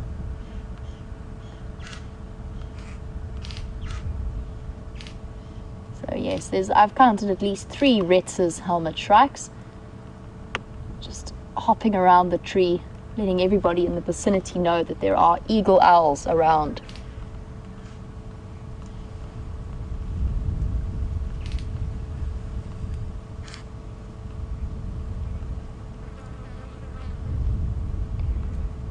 So I think it is time for us to leave this particular owl to his or her sleep for the rest of the day. Very, very cool though. It wasn't what I was expecting to see, but still quite a nice sighting. However, the flies have found us once again, and every time I try to speak or open my mouth or breathe or hear or conduct any other of my sensory functions, they find a way to interrupt them. So I think it's time for us to go, and we shall loop back towards the dam, see if we can pick up any tracks in this area. But really, really cool. Nice to see an eagle owl out in the open.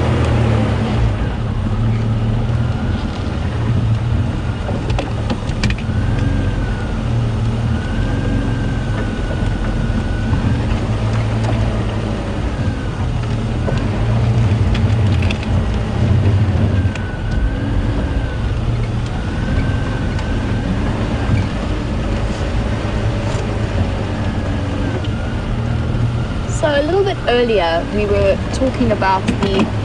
having a look at the elephant dung and talking about how this particular elephant had managed to chew her food fairly successfully, but you can still see how much of that remained undigested plant material.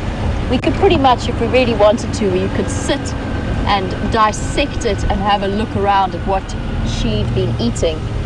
And Edward made the comment how amazing it is that they reach such enormous sizes by having such an inefficient digestive system. And that's a very good point, because they do excrete almost half of what they consume in a 24-hour period. We've just stopped to look at this Bateleur, who unfortunately is definitely not coming in our direction again, but it might circle back around and we can have a look.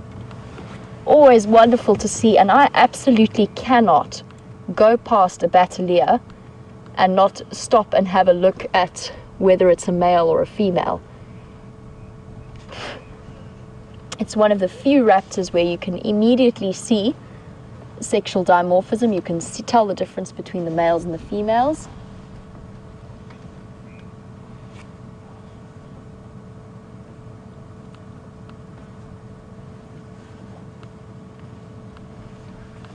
Hoping it's going to loop back around towards us.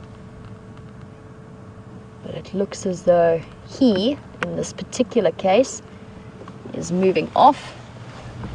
And the reason that I know it's a he is the underside of the wings, half black, half white. So quite a significant black portion makes it a male Bateleur. quite ridiculous this morning. Whereas females have almost totally white underside of their wings with just a thin little fringe of black along the outside edge. So that was a male Bateleur that was soaring around.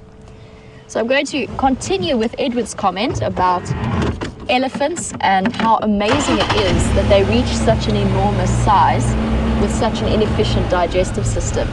And that is a really good point. They do reach that enormous size on a very vegetarian-based diet, obviously, and that's because they do need to consume such an enormous amount of food. And the only food option available in such enormous quantities is plant life out here. Obviously, as we can see, we are very much dominated by trees and grasses in terms of biotic life forms. But the one thing about that inefficient digestive system, it operates regardless of the quality of the food, which makes them very, very resilient particularly where the quality of food is not that great, especially at dry times of the year such as this. So they can consume enormous amounts to try and get that nutrition that they need out of the plants. It might not be the most efficient way, but it is the most rapid way that they can ingest as much food as possible and squeeze out as much nutrition as they can. So it just makes them a little bit more resilient than some of the ruminants in terms of digesting, or in terms of obtaining the amount of nutrients they need, especially in deserts, for example, environments.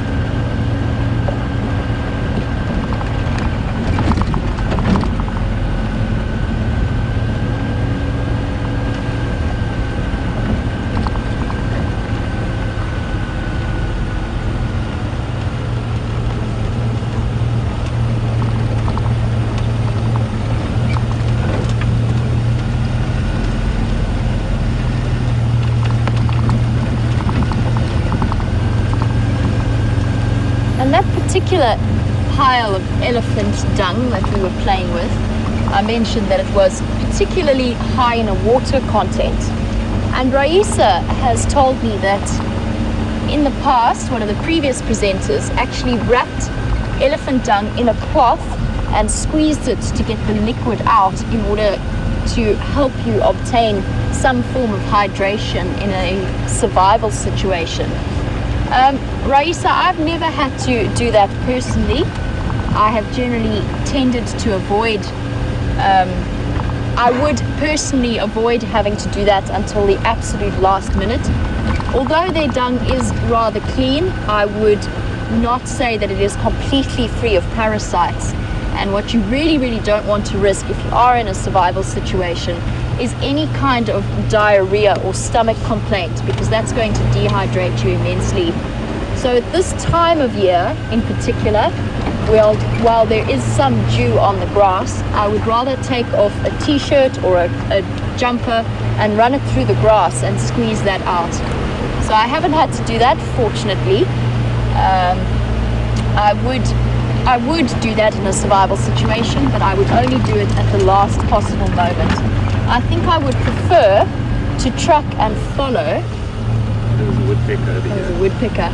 To track and follow the elephants to water rather than to use their dung.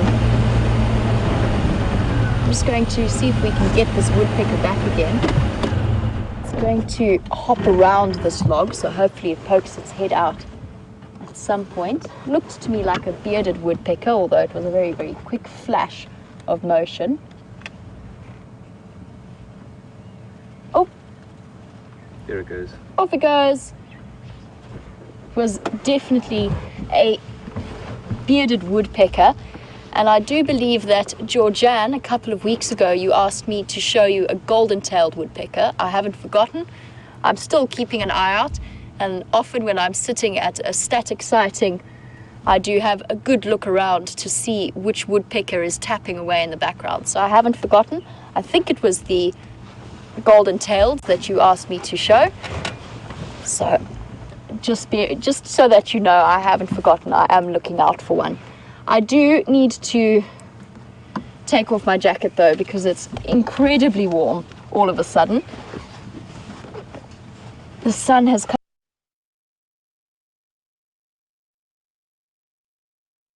come out in full force, as have these flies.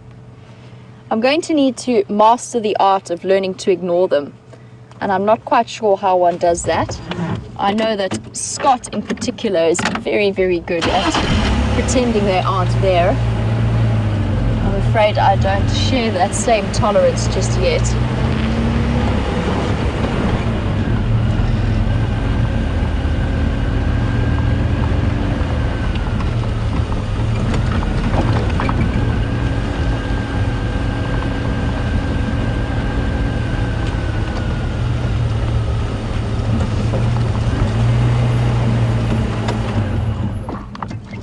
So guys, I'm sure that you've been wondering what Steph has been up to, and you want to know how his tracking of the elusive leopards is going. So for now, we're going to cross back across to Steph, and we will be back with you a little bit later.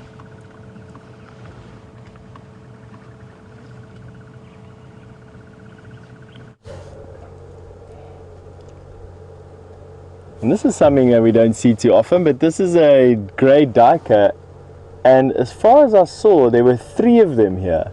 There might be another one there. This is a dwarf antelope, and one of the 4 dwarf antelopes that we find in this area of the Kruger National Park. This is a female, characterized by the lack of horns.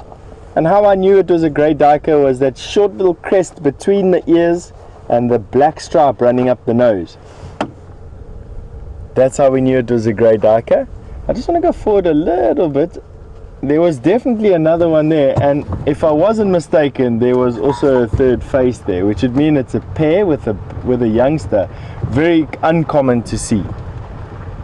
Let me go forward a little bit and see. Well, just my eyes playing tricks on me, which is very possible.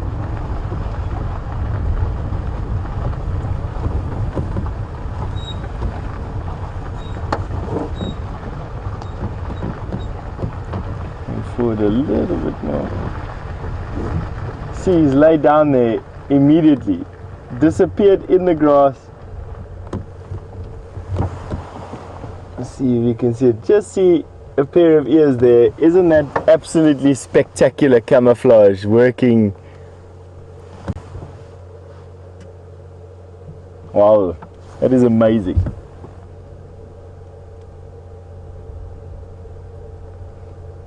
And that is their first line of defense. So their first line of defense is to hide away. Their second line of defense is to run. They're obviously not very fast. They do make a delicious meal for a leopard. Shadow in particular is quite good at hunting grey duiker. He's killed a number of them over the last few weeks.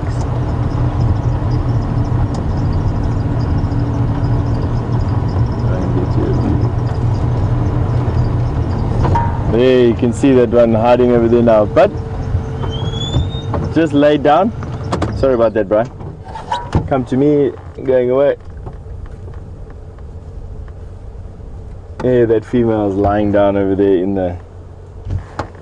the grass. Common or grey duiker. Quite a primitive antelope species and very widespread. You find them literally from semi-desert areas all the way into the equatorial jungles. They're quite a widespread group of antelope.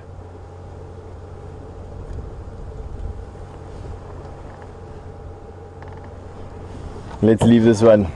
We are on the tracks of a female leopard that has come into this area. We had very fresh tracks a little bit earlier, just before we got sidetracked by those impala busy giving their alarm calls. Not too much of a problem that they did that. We thought that it was them that may have looped back, but the only tracks that I could find that were fresh in the area was of a male leopard. And so we left Cedric on the male leopard's tracks, and we've come back onto the female leopard's tracks. I thought that would be, or prove to be, a little bit easier for us to find, considering that we don't have a tracker with us.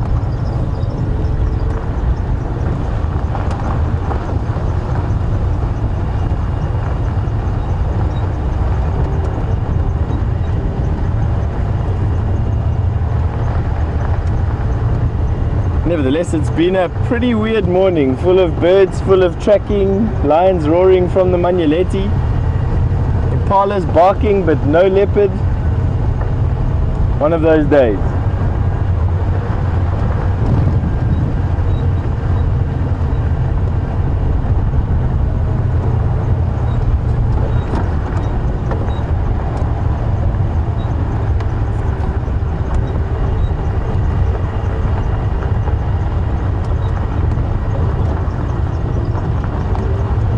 Now my gut feels telling me that that this female leopard's actually still in that block. No fresh tracks come out of that block unless they've crossed the road somewhere that I didn't see.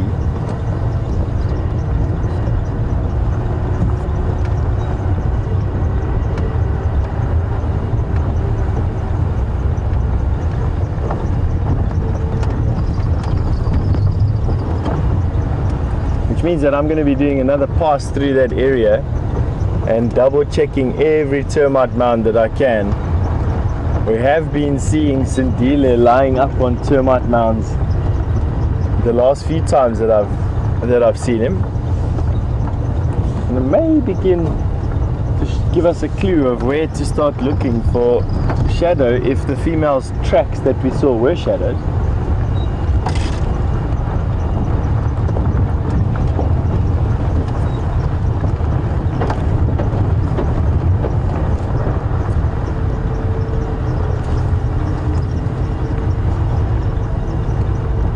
I'm just double checking all of the inside corners of the road.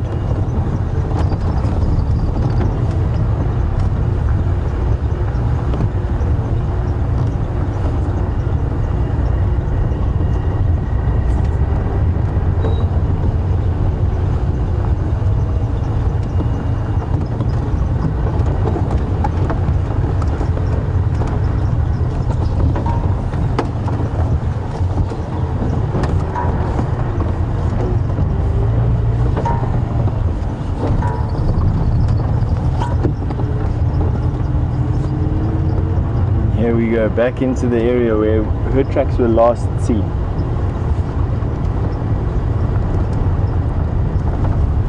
Quite a thickly bushed area.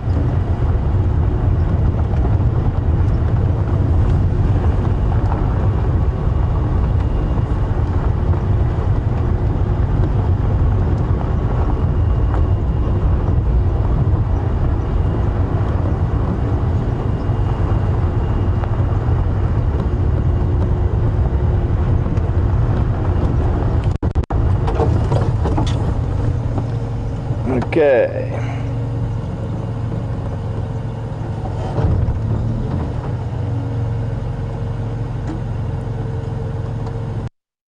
Got some leopard tracks coming down this road. Just can see.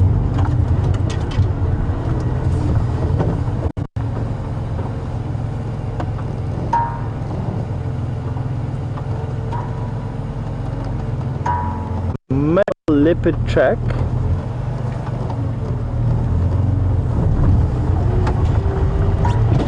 on the road. It doesn't look too fresh though, I must be honest. It looks from that male leopard that we had the other day, I mean a bit earlier.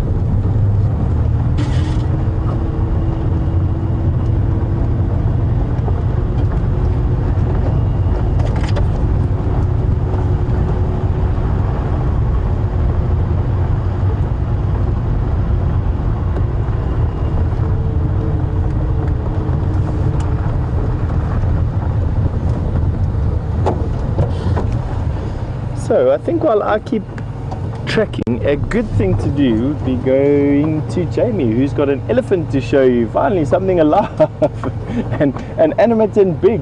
So we'll see you in a little bit with another update. Enjoy.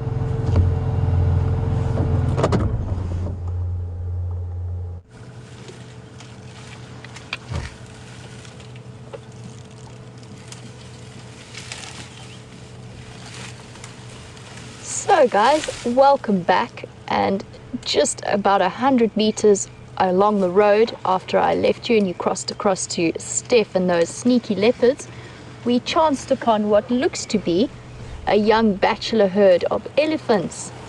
So I've counted 4 individuals. They are in a very, very thick block. This is as good as we can get at the moment, but they do seem to be slowly wandering in our direction, so hopefully they come out nicely sort of towards us and into the open. But this one, who has been super relaxed while we've been here, is busy chomping away at a knobthorn. He appears to be, from what I can see, he appears to be missing a tusk. Oh, and there we go. There's some of the others have made themselves known. Oh, and it is a breeding herd as well, because there is a little one moving off to the left there.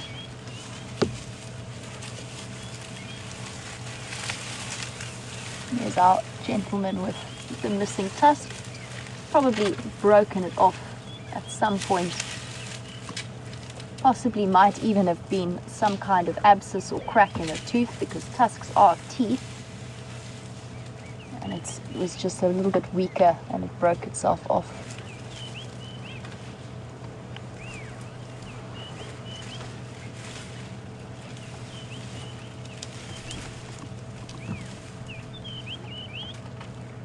Here we go. So at least we can see a couple of the members of this herd.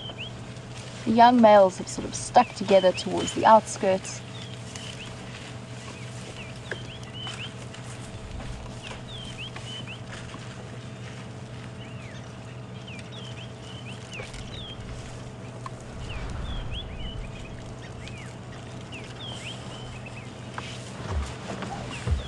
Hello, my boy. You going to come say hello? No, I'm just passing by.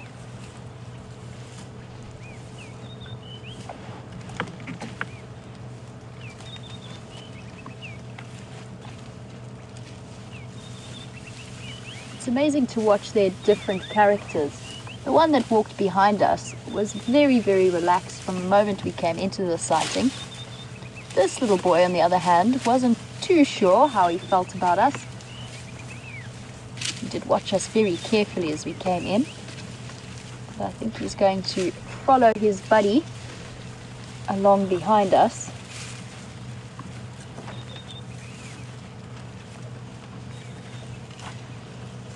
Hello, boy.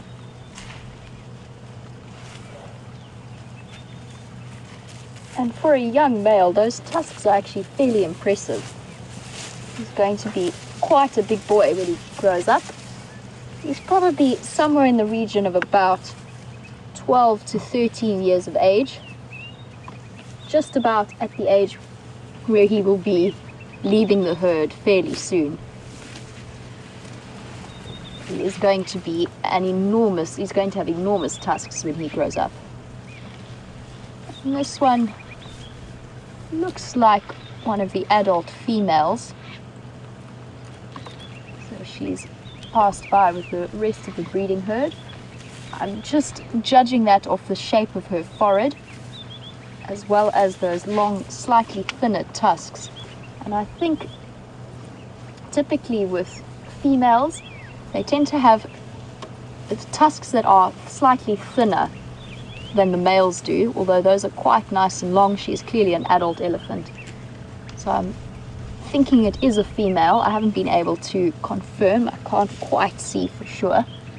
She looks to be a female. Just having a go at the grass. And these could well be the elephants that were responsible, or at least one of them was responsible for that pile of dung that we were playing around with earlier.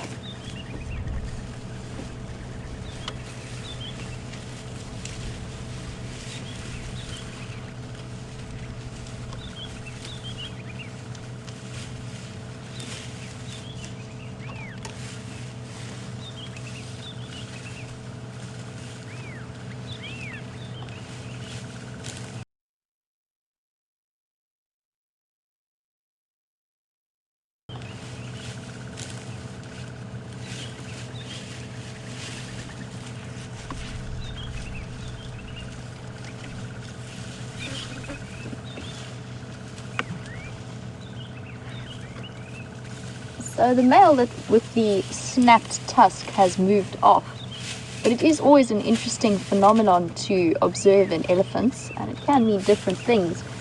But Edward pointed out that the surviving tusk on that particular male also looked a little bit wonky, to use a slightly colloquial term, and I completely agree, that tusk did look wonky.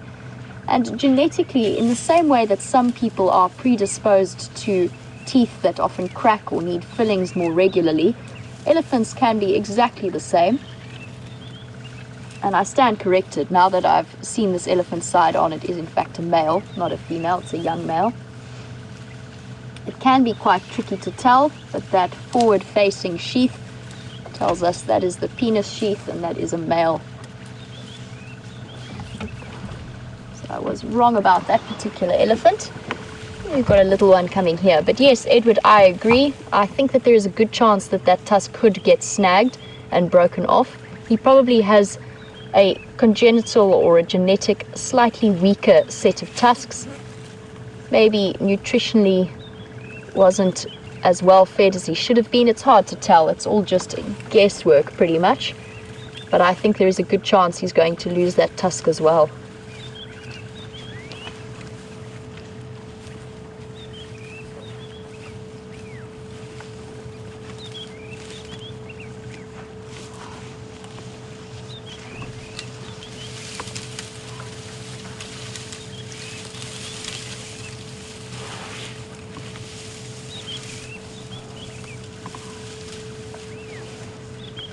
So these ellies are shifting off into quite a thick block, but I would like to stay with them. It does just mean that I might need to reposition slightly and just get us into a slightly better angle as they start to move away from us. So for now, we're going to cross back across to Steph, who has a water buck that he would love to show you. And then we will be back with these ellies for the last few moments of the sunrise safari. See you a little bit later.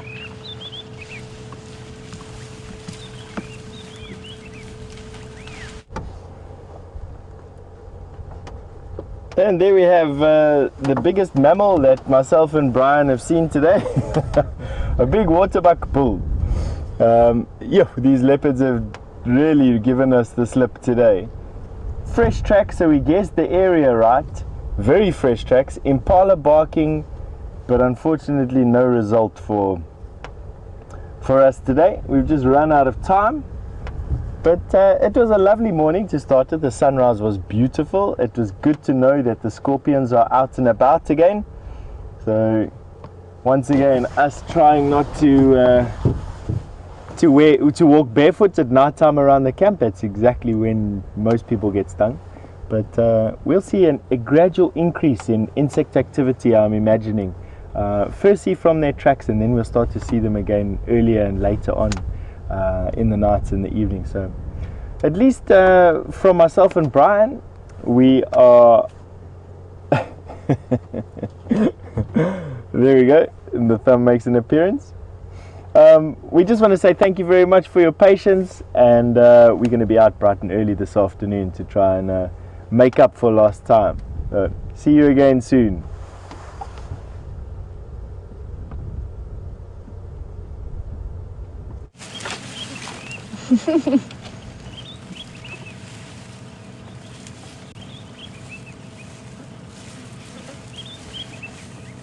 So guys, welcome back as we get to spend the last few minutes with this wonderful herd of ellies. And given the proximity of this little one, I definitely haven't needed to reposition. He decided to come to me in this particular case. So we've got a little male here, probably 3.5, close to 4 years old. Their growth does start to sort of plateau and slow down after their first year of growth. But he's got his little permanent tusks starting to grow.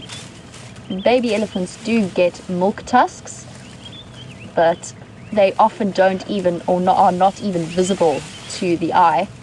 And then they lose those and they start to grow their first or their permanent and only set of tusks for the rest of their life. And those will continue to grow with him. And he's tackling a sickle bush, which does have some rather nasty spines, but it doesn't seem to bother this little one. Oh, and time for some grass instead. And just using his feet to help get him into the roots that he wants to get to, help break apart the grass.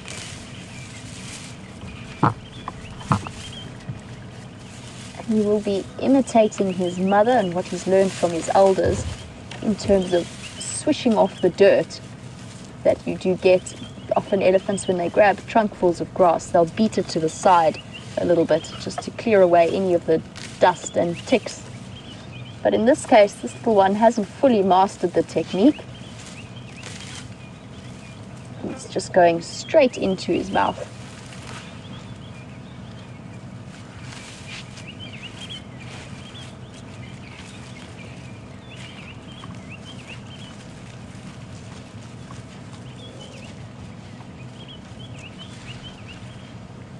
So after the action-packed last few days, oh, mommy, wait, I want to catch up.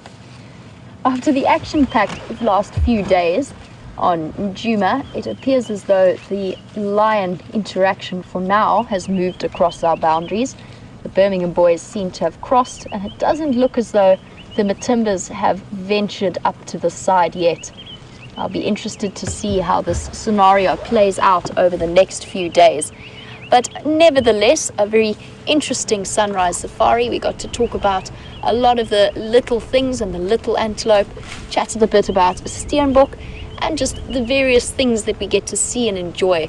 And of course, for me, that particular highlight of those Verreaux's eagle owls and the Ritz's helmet shrikes that were fluttering around them and just letting them know that they were highly, highly displeased with their presence in that jackalberry tree.